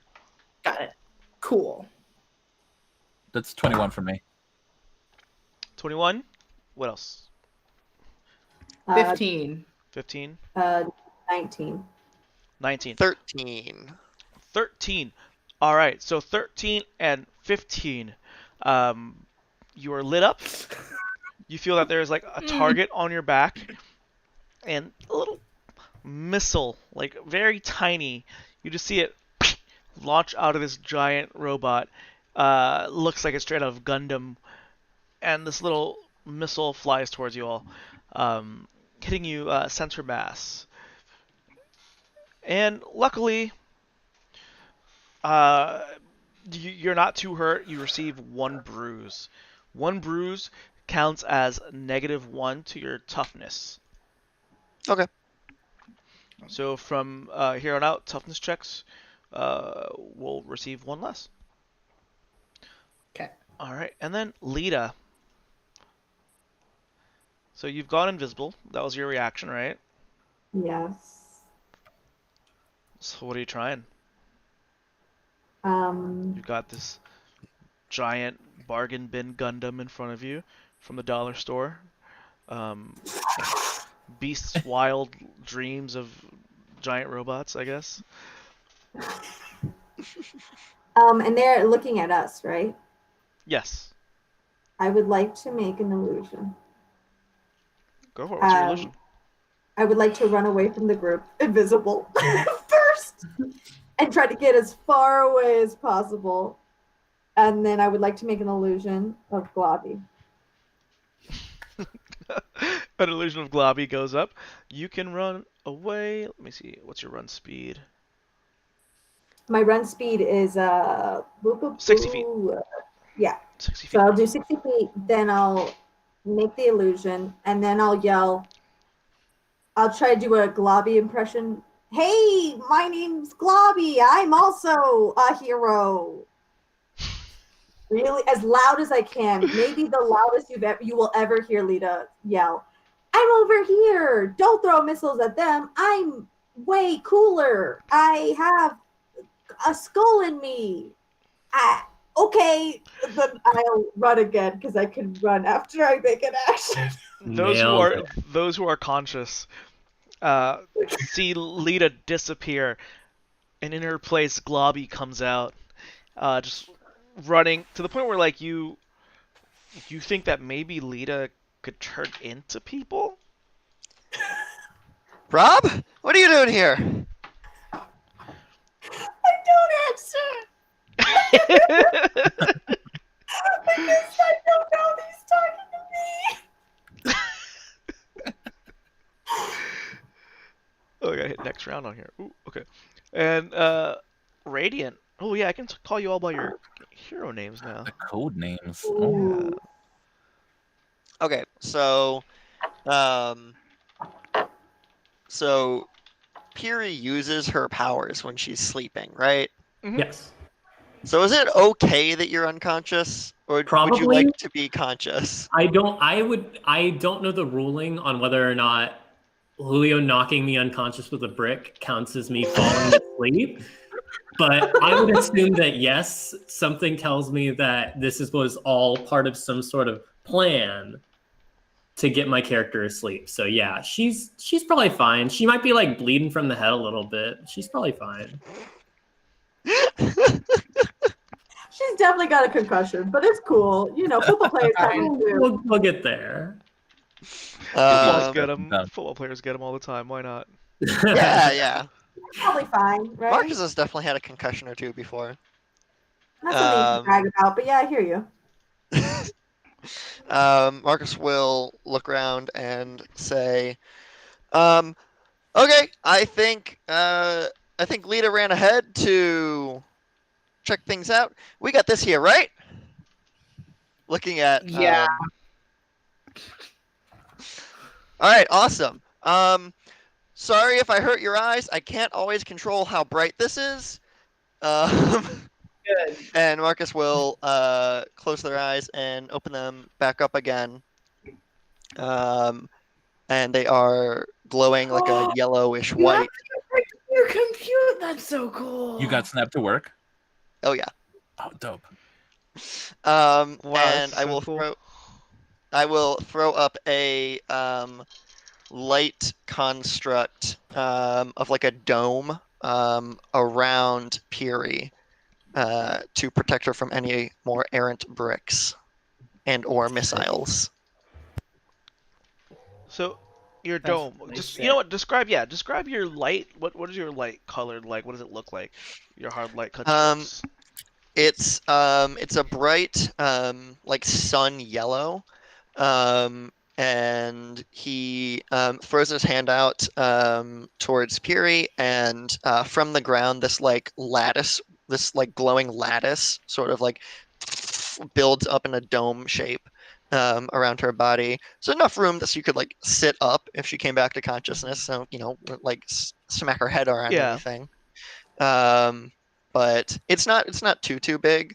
And he's just standing there with his one hand outstretched towards that, and then just looking around, and it is glowing Mhm. brightly. Cool. It's not subtle. Yeah, no, it's not subtle at all. All right, next up, Hildebranda. I'm gonna have a hard time with this one. I It's gotta. all good.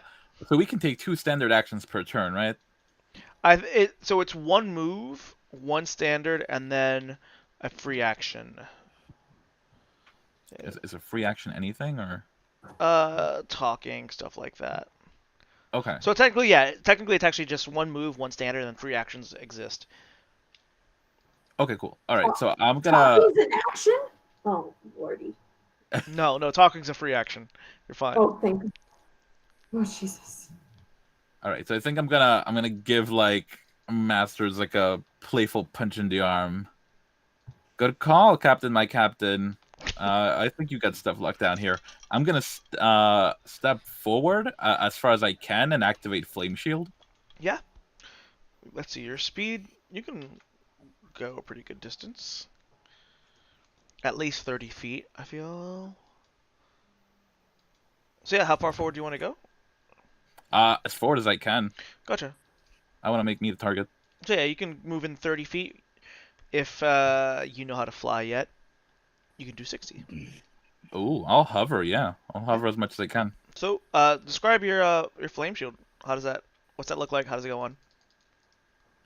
I think basically she just starts giving off steam as she heats up, and the steam just kind of coalesces around her. I think almost like the what is it, the colossal titan? Mm-hmm. So Is here, me activating flame shield an action? it's free action. Oh, perfect. So yeah, that's a free action. So now, imagine if you will, you all see Hildebrand like in her like Doc Martens. She's got her gym shorts on, her gym shirt. My gym clothes is basically just a Monstars uniform, but she's like cut up the jersey so it's a crop top. So as this happens, the so wait, did you wear the school uniform? No, I'm not wearing their shit. No, So absolutely not. you activate your flame shield, your fire shield, and your clothes start to burn up. I mean, I committed. I know you want to see me naked. It's singeing. It's like, but it's activated. And then yeah, you still have your standard action. All right. I would like to go out for an all-out attack. Mm-hmm. How many points? Oh, there's points. So you can choose up to a -5 on your active defenses, and then you add +5 to your attack bonus. Ooh. So I love us not knowing the system. No, which is Yeah. fine because I Yeah. know very little of it too. I'm learning it as we go along. No, so all-out attack is very similar to the old school D&D power attack, where you kind of pick how much you want to. Yeah, all the points. So 5. Yeah. All right. So go ahead and what attack are you doing? What attack am I doing? Well, it's ranged, so I think I'm gonna go for my So you have fire blast. And you have fire blast. Yeah. All right. So you now have +11 total. Nice. Oh. Um, What the hell do I rolled an 18. What's my ranged? So +11. Oh, okay. So that's math 29. Ooh. All right. Shit. So let me switch back to this. I didn't need to fuck them up that much. Jesus.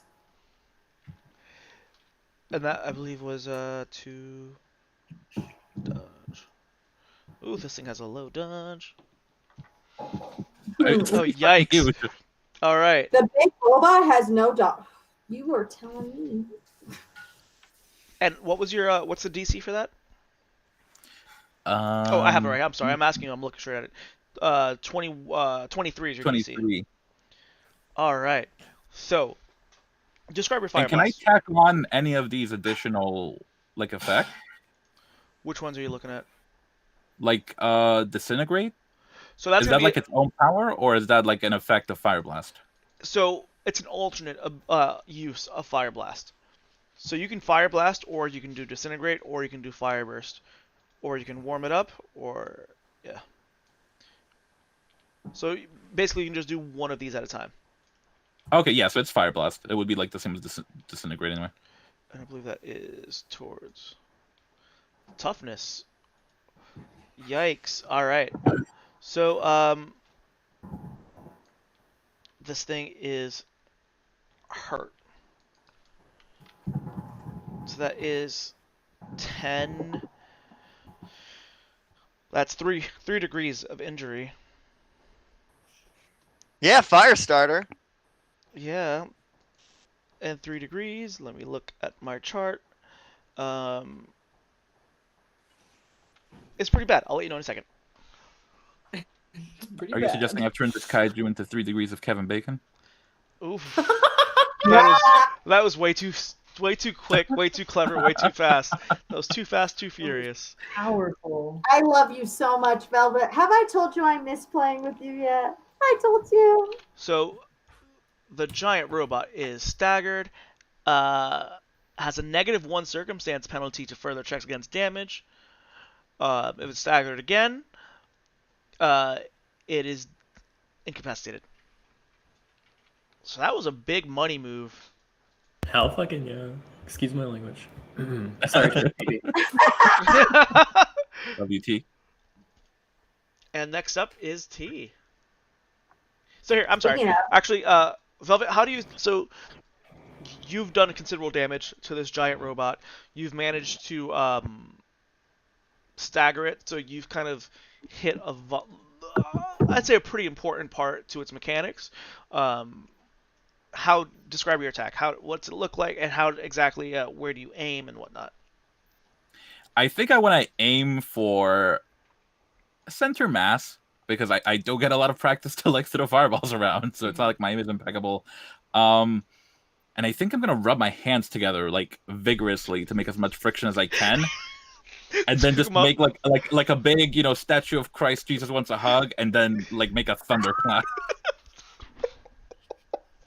Jesus wants a hug.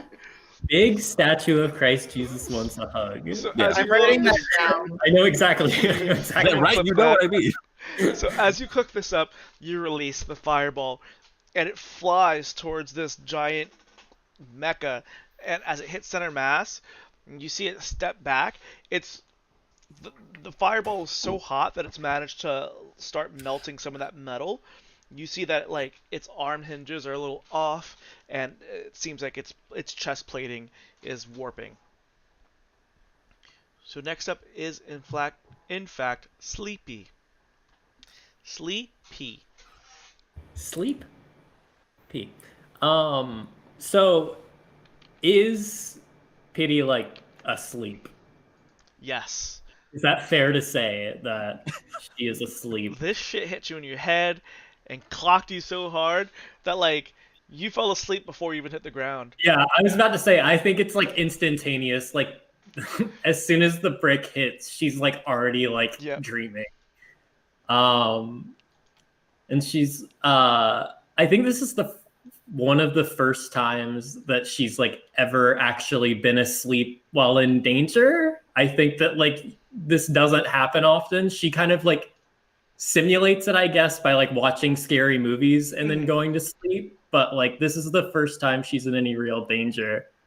So I think that she just kind of like lays there on the ground for a moment, and then her eyes sort of open, if not in the real world, her sort of third eye opens, and her body begins to rise from the ground, and then she just kind of collides with the like top of Marcus's like barrier, and kind of like a fly like trying to like get out of a window, she just like collides into it a couple more times. So Marcus, Can I drop it if I see this happening? That's a free action. That's a reaction. You can do that like whatever you want. I'll see her body like bumping into it and be like, "Oh, okay, gotcha." Whoop. So what does Sleepy look like right now?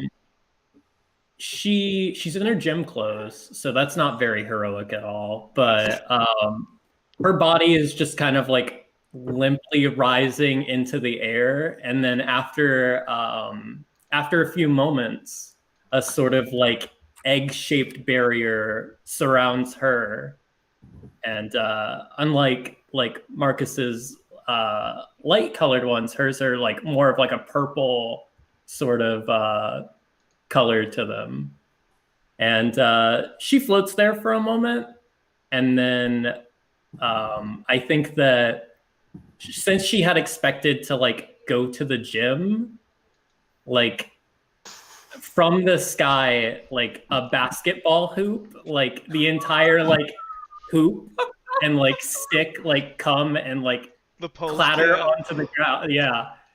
And then I think that she would just like twitch in her sleep, and the like basketball hoop would like spiral around to like send the like bottom of the pillar at the like robot. So that's gonna like be attempting to skewer it. all right. So let's go ahead and roll move object then. Yeah. Do I roll or do you roll against the 23 DC? So you roll. So you have a +6. Okay, +6. So it's 18 altogether. No. 18 altogether. Altogether, yes, with the +6. Gotcha. Ooh. All right. So I rolled a 16 on dodge. And I don't think this is correct. No, it's not. I'm like looking all over my page. Then Like, is this something I need to know? Is And this then something I need to know? your DC is 20, so let me roll against that. It's 23 for move object. 23. Oh, I don't Yeah. think I need to change yours. All right. So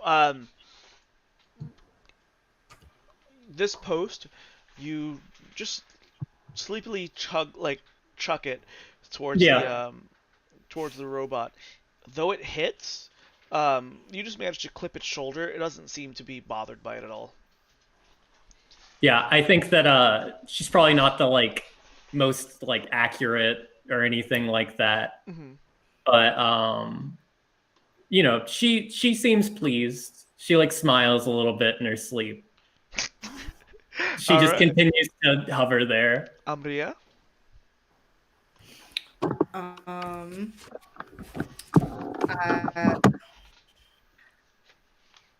I think rather than because Ambria's like damage dealing abilities are kind of like dangerous to the surroundings, and we're not sure how many people there are here that we're supposed to be saving in this process. They're gonna try that because they're not confident that they won't fuck up. So I would like to try to jinx it. Ooh. If possible. Yeah, let's go for it.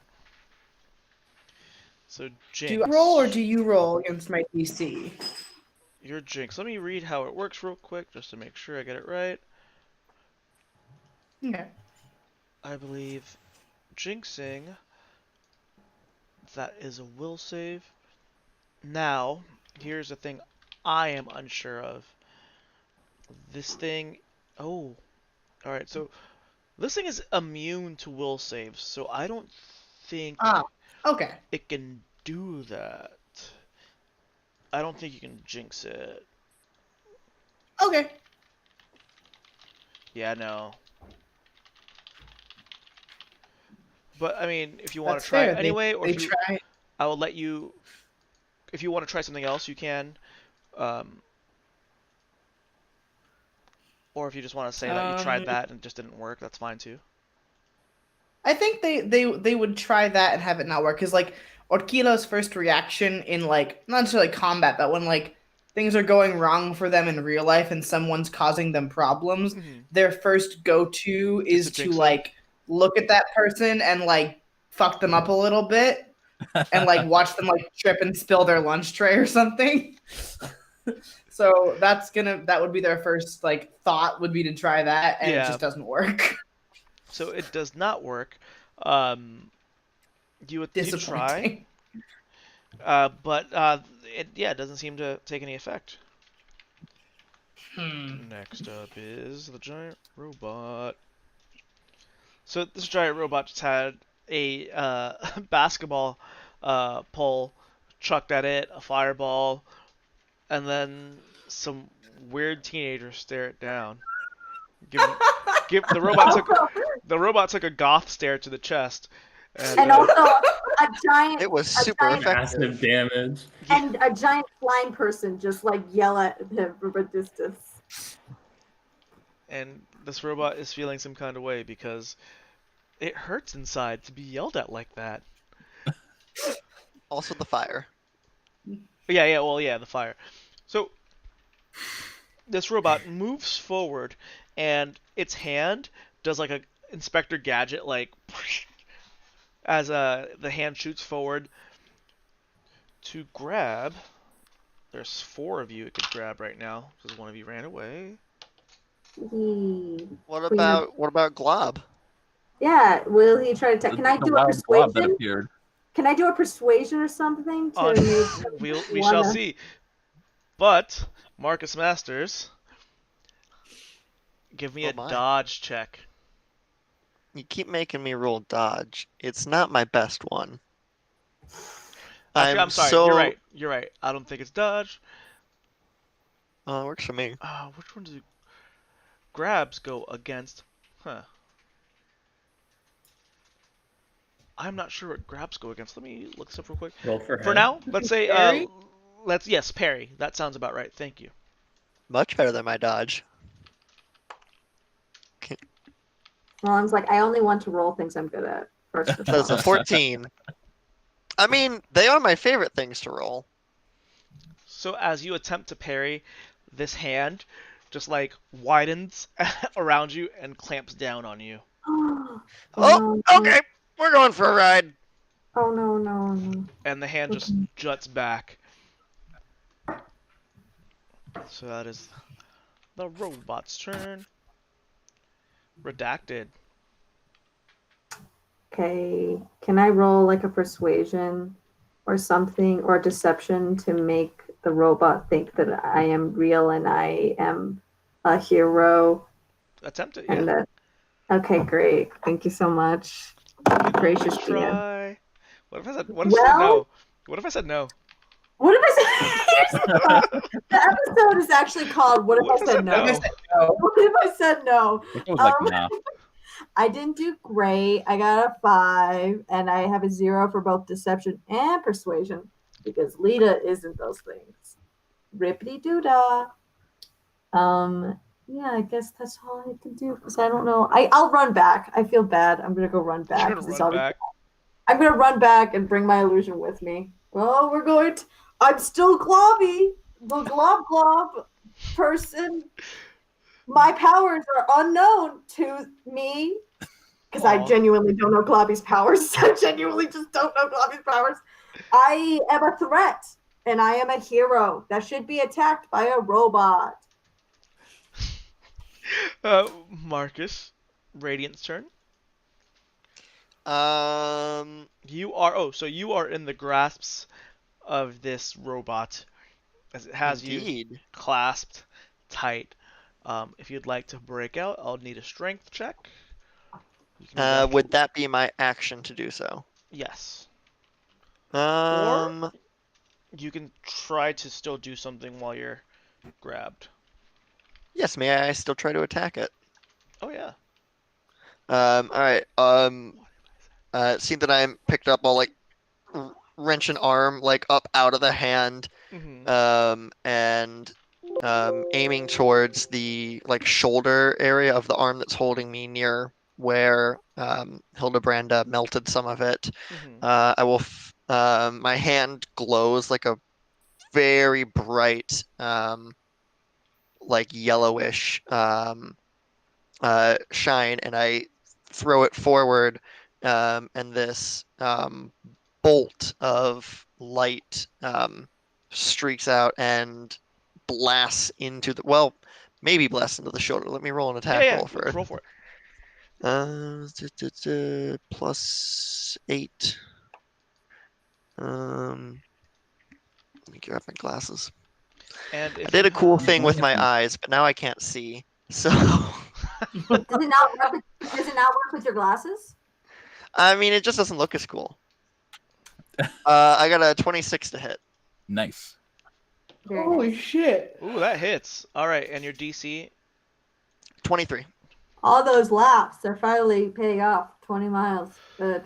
Oof. So that's another bruise, which means another -1 to Okay. its toughness. Fuck Hit them failed up. within 1 degree. Yeah. So yeah, what does it look like?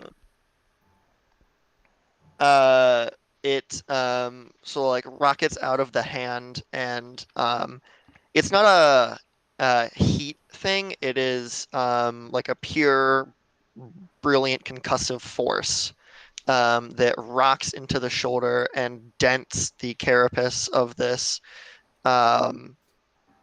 giant robot, and then just ricochets off, just somewhere into the room. Marcus has no idea where it's going, No. but it's going there. It doesn't matter. It's fine. You hear a sound as it manages to hit something. Nah, All right. works for me. Next up.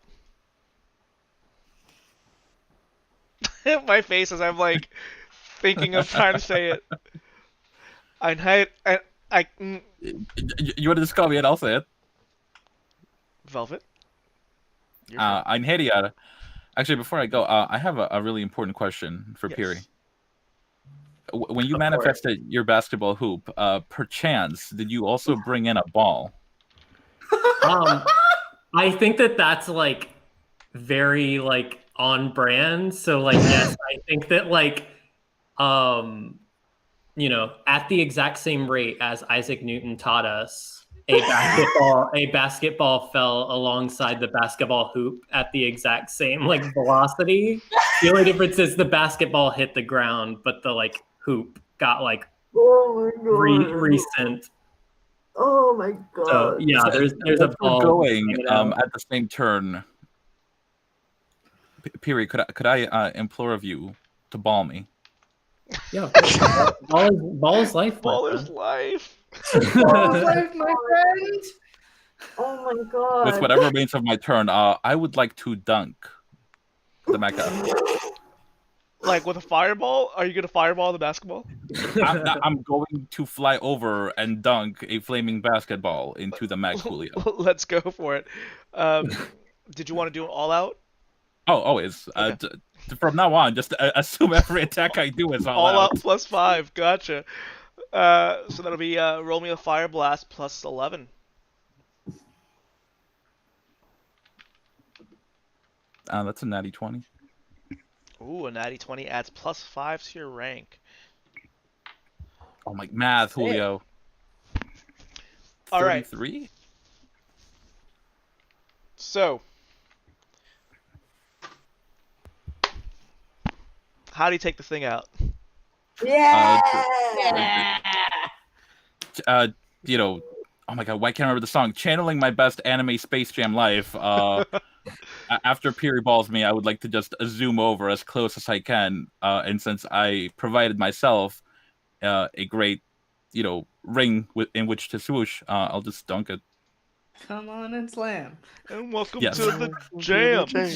That ball just turns into a flaming mass, and the propulsion behind it is just so massive that it just burns straight through this this mech, and just anime style goes through, and like the mech just stops what it's doing.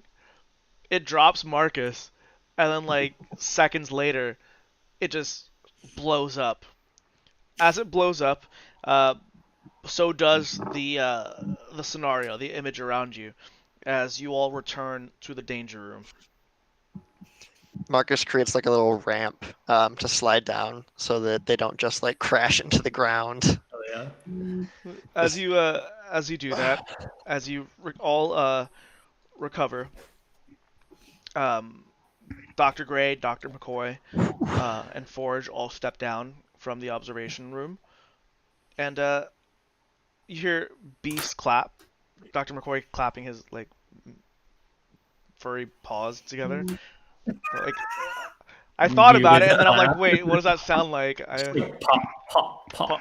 Pop, pop, A pop. very quiet I clap. don't have any fur around me right now. I usually do. I'm making something right Wait. now. But Does Beast have like full on like ape-like paws, or is it like bear bean type paws? We're doing a cross.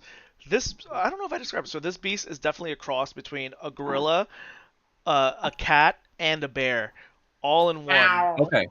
So he, So it's not like yeah. that. So he's got like full articulate hands because he has to do all that He's stuff. got the like classic like they end in points. Like, Yeah, he's got the claws at blue the end. hand. Yeah. Yeah. does he have toe beans? Could he even clap them? Oh yeah, he They definitely have- has toe beans. Okay. He definitely has toe beans. I His- feel like that's like something I don't want to know about my professor. I don't know why. All right, It's so like, you I don't don't know know that. like, We don't know that one yet. We don't know that one yet. Don't metagame, everyone. You don't know that. Yeah. Way to go, students. That was a good show. Hildebranda, I've got to give it to you. That was quite fiery, if you ask me. Marcus, we have to commend you. You might not think that, you deserve the term captain, but the way that you looked out for your teammates was above and beyond a captain-like action. I'm sure my old friend Steve would be pretty proud of you on that one. You watch Marcus his brain breaks No. hearing that. You can hear it break. Aw. Biroshka, wow. Now, I'm sorry about that injury. It'll clear up.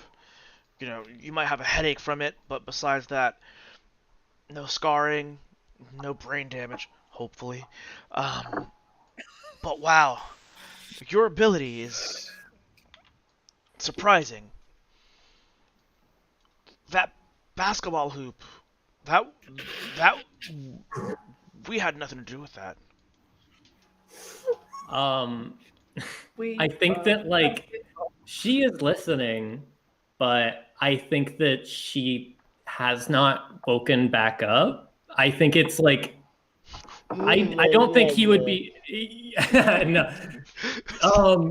She can understand her surroundings as she's asleep. Mhm. So I think that she's listening, she's taking the notes, and I think that she would nod and she would be like, thank you. And I think that her voice sounds oddly more lively than it normally does. I think she feels it sounds like she's very genuinely thankful Yeah. of her compliments.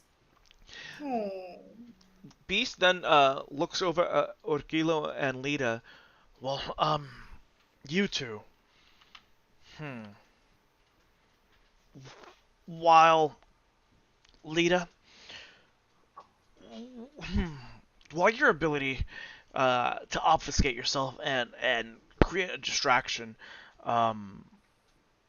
seem to work on us, a lot of the readings we've gotten from that robot didn't seem to notice. From our display here, it still had you as a target. And it did not pick up another target, as it should have, with your distraction.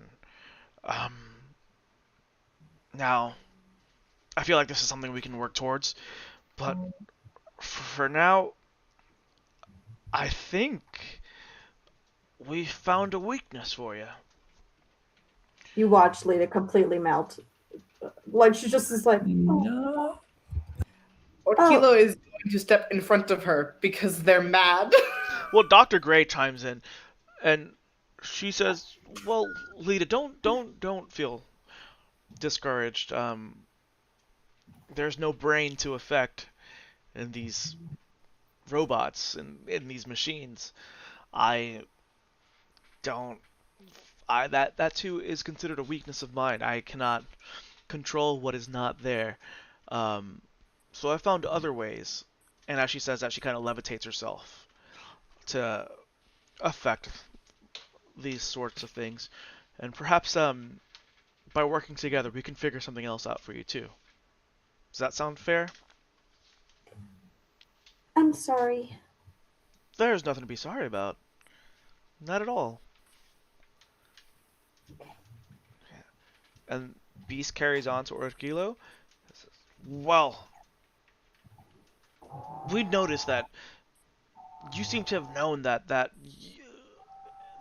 the way you instinctually moved back, as if you knew that wall. Well, could you explain that to us? What exactly happened there? Sometimes I get a bad feeling about something. It's generally how I, catch coffee cups when they fall off the table. It was, But sometimes, if I know something is particularly bad, it's like my entire everything clenches up and I have to move. it was rather surprising the way you deftly moved as if you knew what was going on.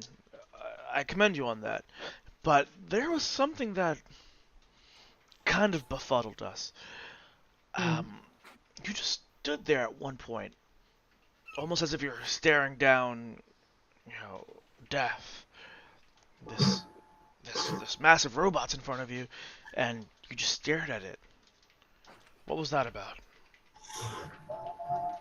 Well, it didn't work. But in the same vein of sometimes I know when things bad are gonna happen. Sometimes I can make bad things happen. So I was attempting to sort of trip it up in whatever it was gonna do next. Aha. I guess you won, Gray. Jean here, we might have placed a gamble. Jean said luck manipulation, and she was right. Interesting. Interesting. You know what, team? I think you've done a great job today. I think we have some good information to start off on. We know where to work on, to patch up some holes here and there. But I feel that we've made a good choice. So, rest up for the rest of the day, and we'll see you guys bright and early tomorrow morning again.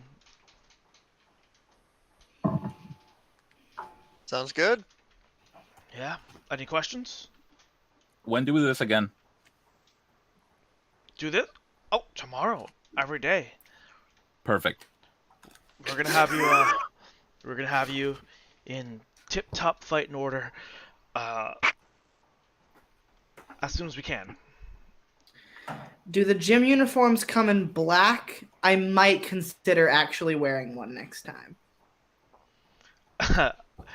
Well, you see, starting tomorrow, these won't be your gym uniforms anymore. Oh? Yep, starting tomorrow, you're gonna check yourselves in through the doors, the entry double doors. You're gonna come in through the secondary set of doors here. You're gonna turn down the hallway over here, and he kind of points to another door, and that's where you're gonna be changing out. In fact, follow my footsteps as he lunks his heavy body and shows you to another room. Does Dr. Gray go with them when he's showing us the room? I want to stop her and go, are you sure I'm not here by mistake? I feel like I've proven that maybe it was a fluke. I've only been able to disappear, and even if I can't even do that, then what's my use? Lita, you're more useful than you think. You've got such great talents, and though you've hit a small bump now, don't think that this is going to prevent you from accomplishing great things. We have to work to better ourselves. I know this might discourage you, but just keep in mind that it can only be up from here. Trust me, I've made the right choice. I hope I don't disappoint you anymore. I'll let you know if you do. Okay, you followed. Now, head out over there with Dr. McCoy.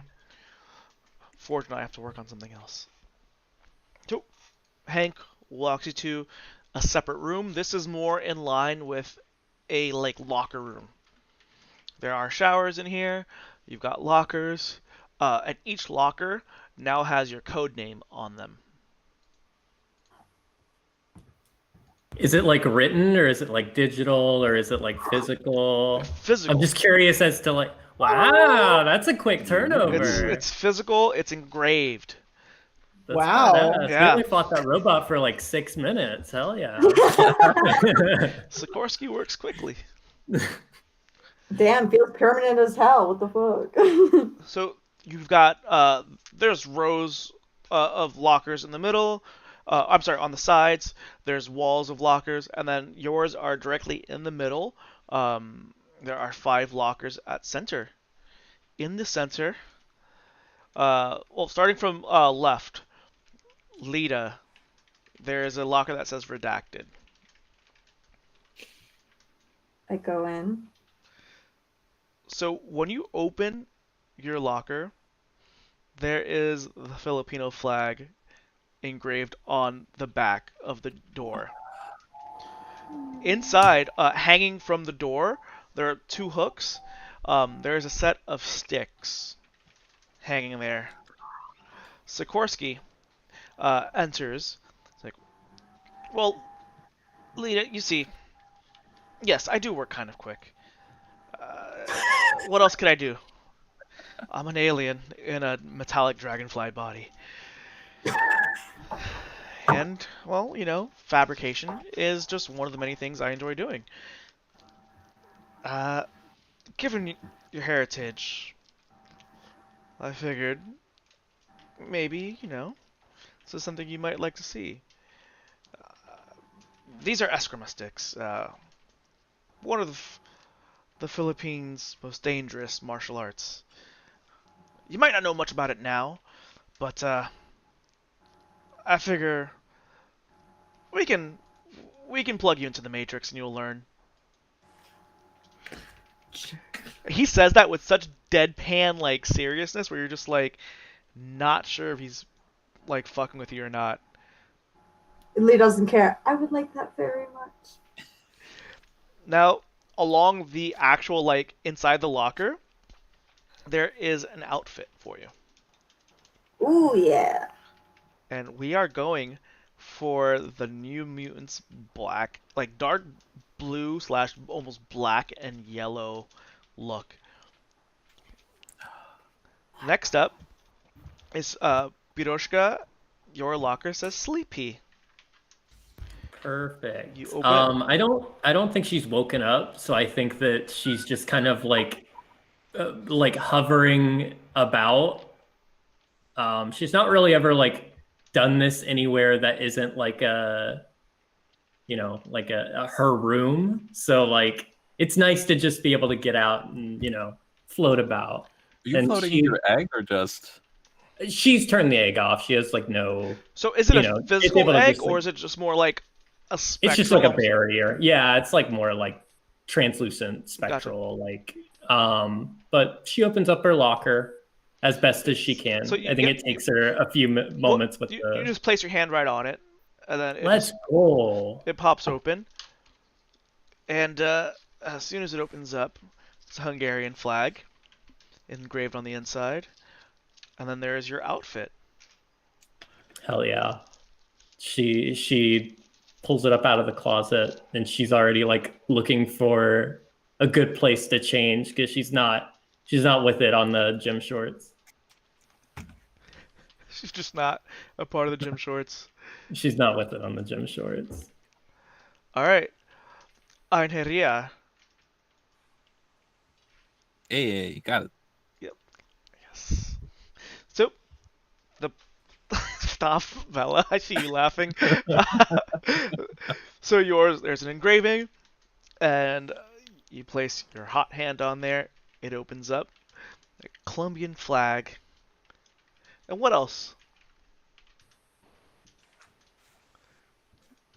What else would What else is Sikorsky? inside? What else would Sikorsky have been able to like look up on your MySpace? Yes. Oh, the MySpace. Oh gosh. There's probably some kind of like poster of the Valkyrie from the heavy metal movie. Yeah. Well, along with your outfit, you notice there's a new pair of boots, dock style, and a leather-studded jacket. Oh shit.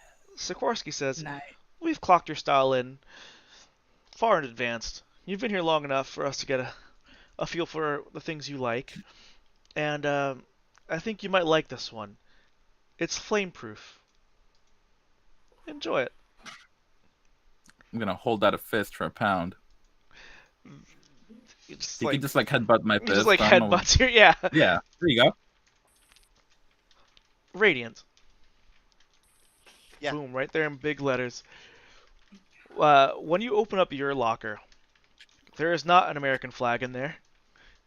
You have your initials, MM, within the Captain America shield. And then directly in front of you is your armor. Now, about your outfit though, you kind of pull it out and everyone kind of just stops and are like, "Are you serious?" It's a one-for-one replica of Captain America's like armor, like his outfit, Oh my god. but with X-Men colors. And instead of like the star, it's an X. And then on your head plate, you don't have the wings.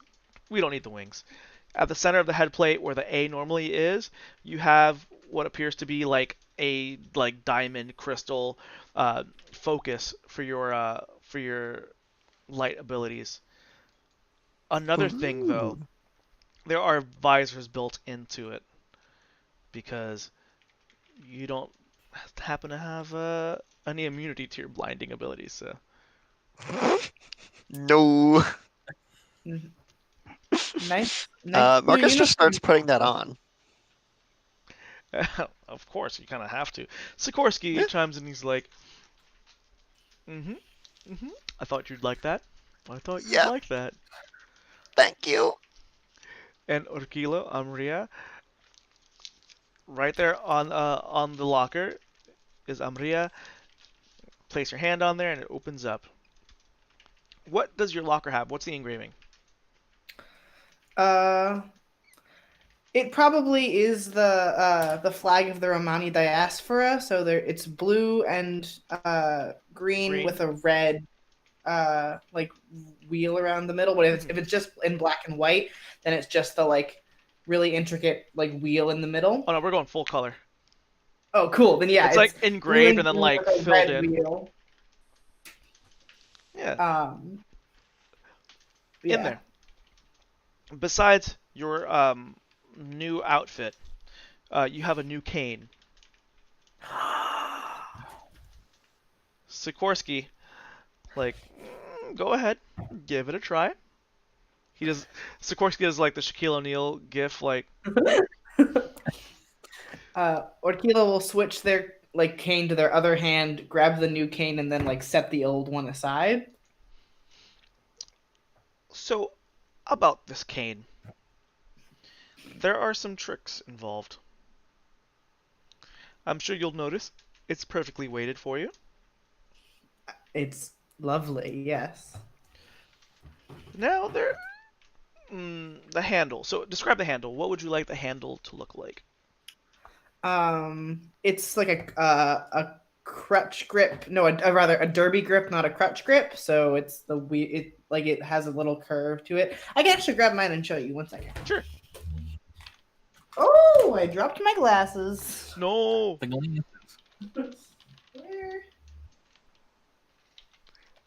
Hildebranda will Marcus. also put on her new suit because her clothes are probably pretty melted. Yeah. So Yeah. like this. Yeah. Oh, cool. It's Yeah. called a derby grip for a cane. Now I know. But yeah, so it's got a derby grip with like but instead because my band is silver here, theirs is like a nice gold because their aesthetic is all red, black, and gold. Well, sadly enough, they highly believe in branding and creating an image. So your outfit itself is going to be Yeah. the black and I gold. know. But this cane is following on the black and gold still. On the derby grip itself, you feel that there are different buttons on there. You have 3 total. They, besides standard like quality of life things, these are also kind of to help you out in dangerous situations. You have 3 of them. What are those 3?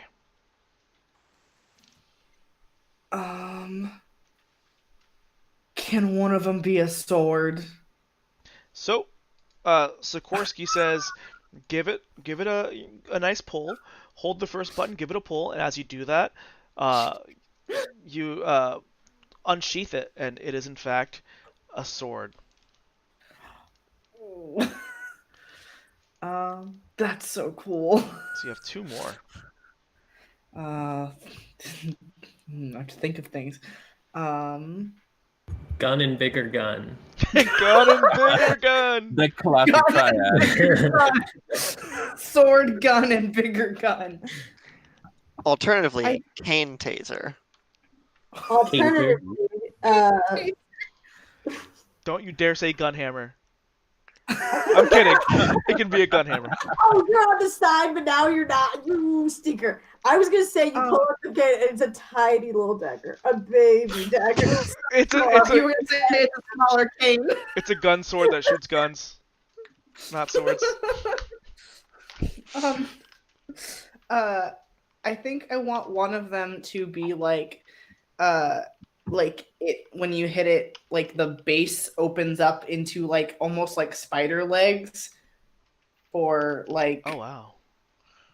like more support, but also like a larger like radius. Ooh, I And love. let's say along with that, there's a grappling feature. Oh, I Grappling love. cane. That way to help you get around. And then the last one.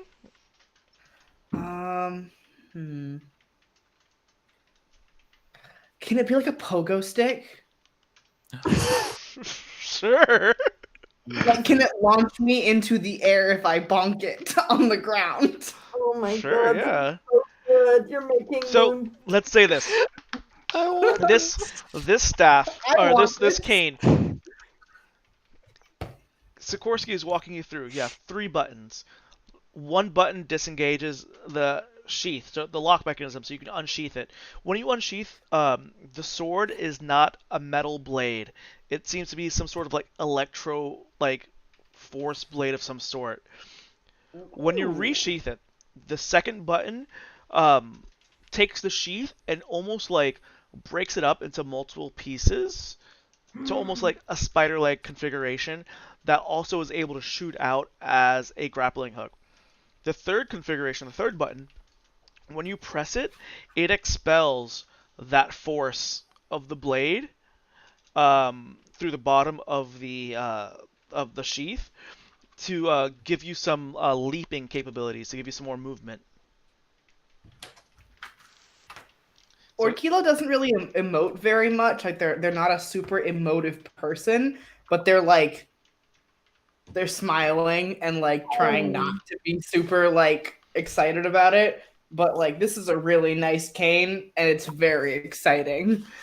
Sikorsky notices they take good stock of this, and he kind of breaks the admiration as you're like staring at this. Sikorsky's like, yeah, I know, I did a pretty good job. You know, you can thank me by, a pack of smokes or maybe a can of oil.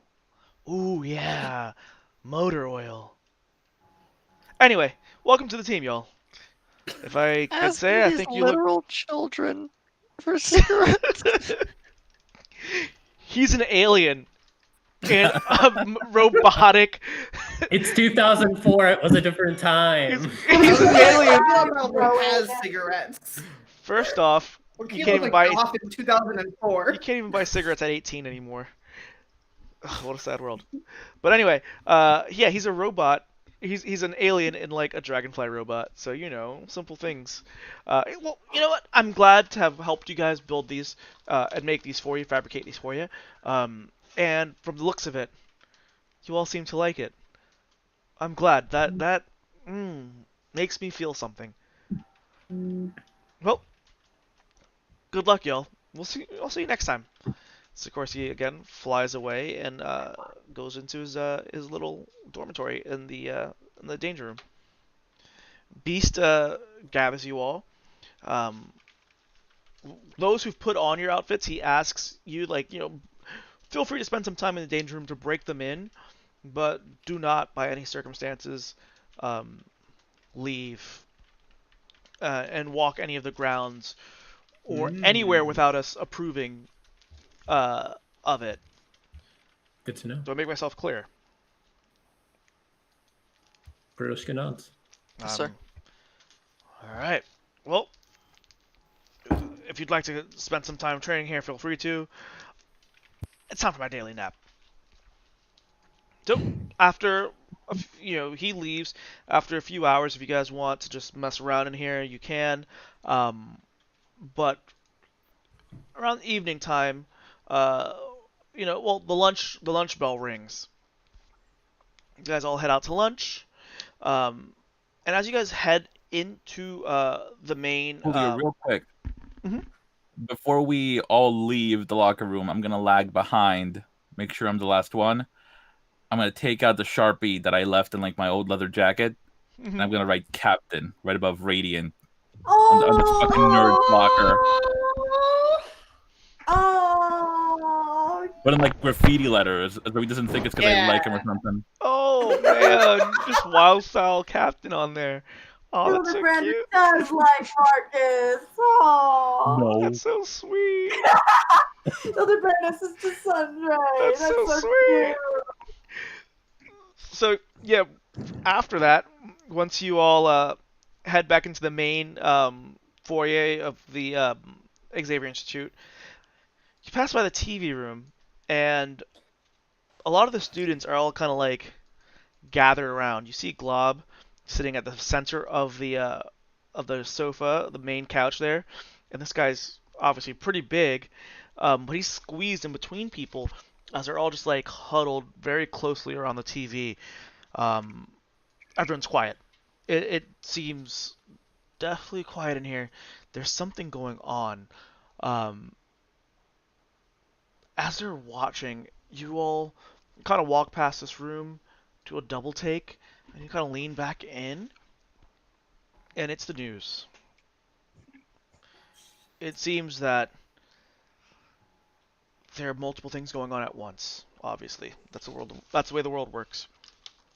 First off, There's usually more than one thing going on. I don't like it, but damn it, I can't stop it. I can't stop it. It's one thing a day, please. I didn't vote for it. I didn't vote for it. I'd like one thing to happen. Just one. Just one a day, like the vitamins, please. Just one a day.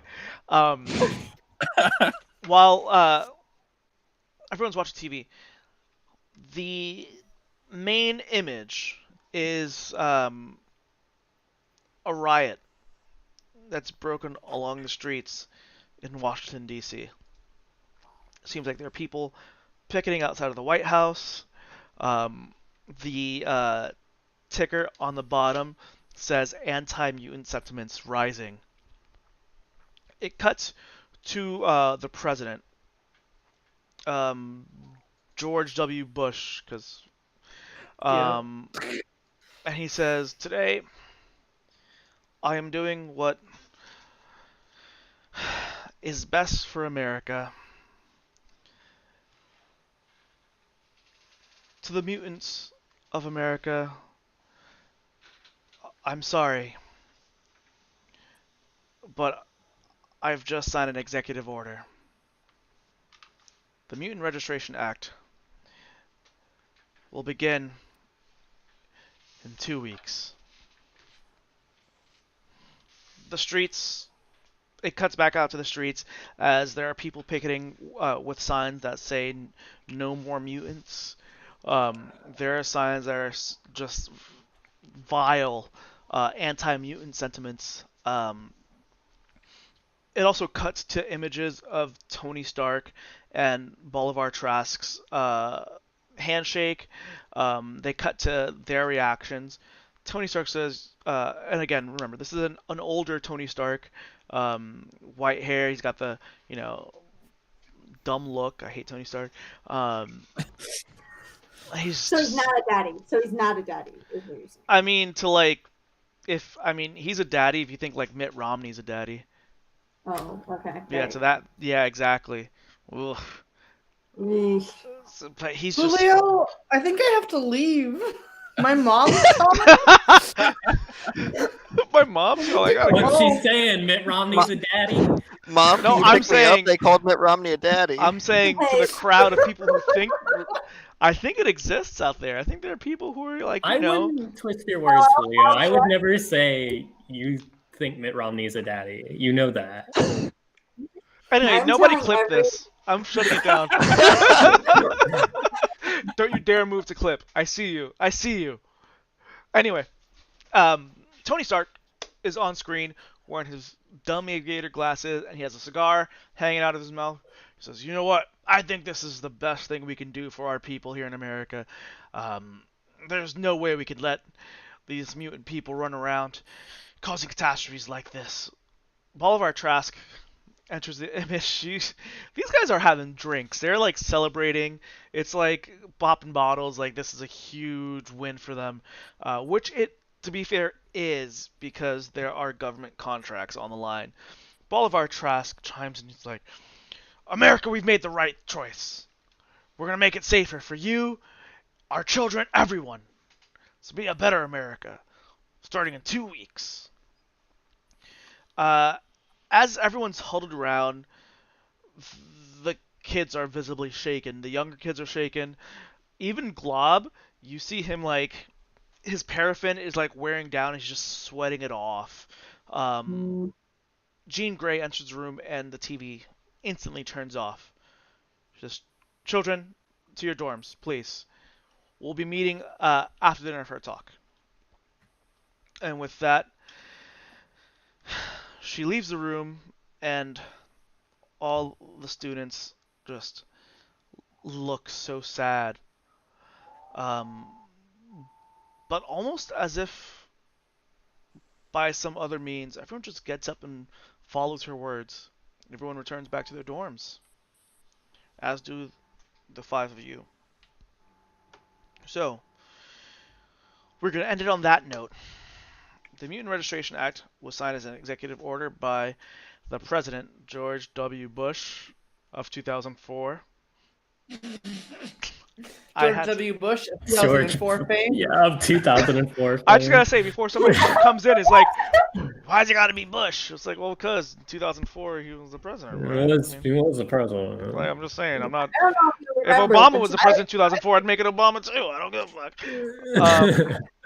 I So, like yes. that you made him apologize, as if George W. Bush has ever apologized for anything in his fucking George W. Bush with a gun to his head, like Tony Stark with a laser beam to his head, like, "Sign the executive order." And George W. Bush is like, "I'm betraying my morals." Like, Here's a picture of this dog instead. I painted it take myself. I take it we have no choice but to return to our dorms. You find yourself strangely compelled. works for me. Yeah. Kind of tired anyway. Listen, you. So, yes, on a rather somber note, the Mutant Registration Act was signed as an executive order to begin in 2 weeks. You've had a great day starting off, but things have taken a darker turn for us. And that's where we're going to end it for now. We're going to pick up 2 weeks from now. 2 weeks. the 21st. The 21st. Thank you for that, because I forget 21st. things like that. So, December 21st, right back here at 9 p.m. Eastern. Let's go reverse order again with T. What's up, everybody? Go on. YouTuber voice, please. YouTuber voice. What's up, everybody? No, hey, I'm T. I play in this game, and this is the only game that I play in that's filmed. So this is the only place you get to see me. I do post on Twitter often, but actually I just moved into a new place recently, and I was wood gluing some furniture, and I wood glued my hands together. I don't know if you all have noticed this entire stream, my hands have been like this. So I actually can't post for a little bit. I'll hit you guys up in 2 weeks when it's my next shout out. And until then, I'll see you. You know, Bella, please.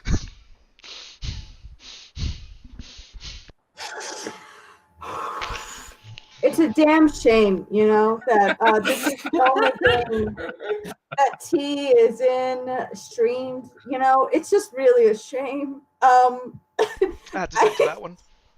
Um, what do I do? Okay, so I'm Bella Boondoggles on Twitter. I don't have great branding, and I'm on here on Mondays, and when I'm not on here on Mondays, I'm on Action Fiction, 8 p.m. Eastern, playing Castle Falkenstein, and I'm playing a rather chatty character who just is endearing as hell and also a little sapphic. Okay, and then on Thursdays, I'm playing on Chromatic Camera at 7:30 p.m. Eastern, Cyberpunk Red Game, where it is like a Greek mythology thing, and I'm playing a hacker slash netrunner and living my sister dream, and then this Saturday, I will be playing a one-shot on Emerald City Game Master Guild. Yes. I like how you couldn't nail it yesterday either. Yeah, I'm having a bad hard time with There's a You lot of said words. it right. You said the right name. Nice. Okay, I'm really glad because Dee's not here to tell me how to do it. So I'll be doing a one shot. We have been playing on their Discord, which is like a West Marches game, and playing with the characters. I'm very excited. I hopefully won't bring too much chaos because I've been hyped up a little bit too much as a chaos monster. So let's hope for the best. Yes. Anyways, on to the next. I don't remember who's next. Velvet. Oh shit, and me. It is you. I remembered. We went like a spiral, kind of. Let's spiral. I've been Velvet, Fair. Thank you all so much for sticking around. I'm here alternating Mondays. Otherwise, you can find me Wednesdays at 9 p.m. Eastern on Terrible Party for Emerald Endings. I think we only have a couple more episodes to go. Thursdays, you can find me on Chromatic Chimera for Olympus 2299. Friday, actually, no, that thing ended. Never mind. And then Sundays, every other Sunday, you can find me on Action Fiction, also at 8 p.m. Eastern for the Drain the Rich Vampire the Masquerade V20 game. And I think that's it for me right now. Rowan. Oh, it is me now. Hi. Thank you for joining us, lovely people. I have been Rowan. You can find me online as at RedWhiteRP. I am a writer, streamer, sensitivity reader, and professional dice cruncher. When I'm not here, you can find me every Wednesday over on Critical Misses at 8 p.m. for Under a Pale Cold Sun, an incredibly horny Vampire the Masquerade 5th edition game. This week featuring special guest, the Noir Enigma. So we're going to bully him on stream. And then every Thursdays over on Chromatic Chimera at 7:30 p.m. Eastern, I GM Olympus 2299, a Greek mythology-inspired cyberpunk red game in which we have discovered the true enemy of the future, doors. This Saturday, also on Chromatic Chimera at 2 p.m. Eastern, will be the finale of Mysteries of the Mojave, a Monster of the Week game featuring an all trans, non-binary, GNC, etc. cast. In the new year, which is January 6th. It's whatever. January 6th, we're coming back from our mid-season break for Second City Saviors, a masks game in which we've only broken the world about 5 times. It's fine. Don't worry about it. If you want to catch up before that comes back, there are only 4 episodes out so far. You can find them all on Critical Misses YouTube channel, where they are archived. And then on December 20th at 9 p.m. Eastern on Stella Luna's Twitch channel, I will be running a holiday-themed Blades in the Dark one-shot, heavily based on the television show Leverage. So yeah, that has been me, and I'm going to throw it which direction? this direction, over to my wonderful friend Rue. Hello, I'm Rue. I use they or he pronouns, and I've been playing Orkilo. You can find me on Twitter as @IlanaKnight13 and anywhere else as Ilana Knight without the 13. Because when I was 12, I took Ilana Knight on Twitter, forgot the password, and had to make a new one. And now I'm in my 20s and I'm still suffering the consequences. Aside from here every other Monday, you can find me every other Thursday on Heroes Without Limits, where I GM Haven of Horrors, an investigative horror campaign of my own design. On this coming Saturday, you can catch me in the season finale of Mysteries of the Mojave, which Rowan was talking about, where we're going to infiltrate a government facility to save a real big lizard. This is going to be great. And probably not die. I'm also under about 7 NDAs, so I can't talk about any of the other things that I'm doing, but in approximately 4 weeks I'll be able to, which is really exciting. I love that. Yeah, so when that's done, I will tell you more things that I'm. Oh. And I guess it's back to me, right? Wow, it's my turn already. Yeah. Well, my name is Julio, aka Poppy Champlu, aka Dominican Dick Dastardly, aka the Railroader Bulldozer, aka I'm turning this off. Good night, y'all. Thanks for joining us, everybody. Crits. This is our Mutants and Masterminds game called X-Millennials. This has been episode 2 called Get Busy. If you're not familiar with it, Sean Paul, check it out. Night, y'all. Bye, audience. Catch y'all December 21st. Bye, Yeah, lovely 24 people. Later, whoa! Sorry, I had to. I'll wave till the screen's off.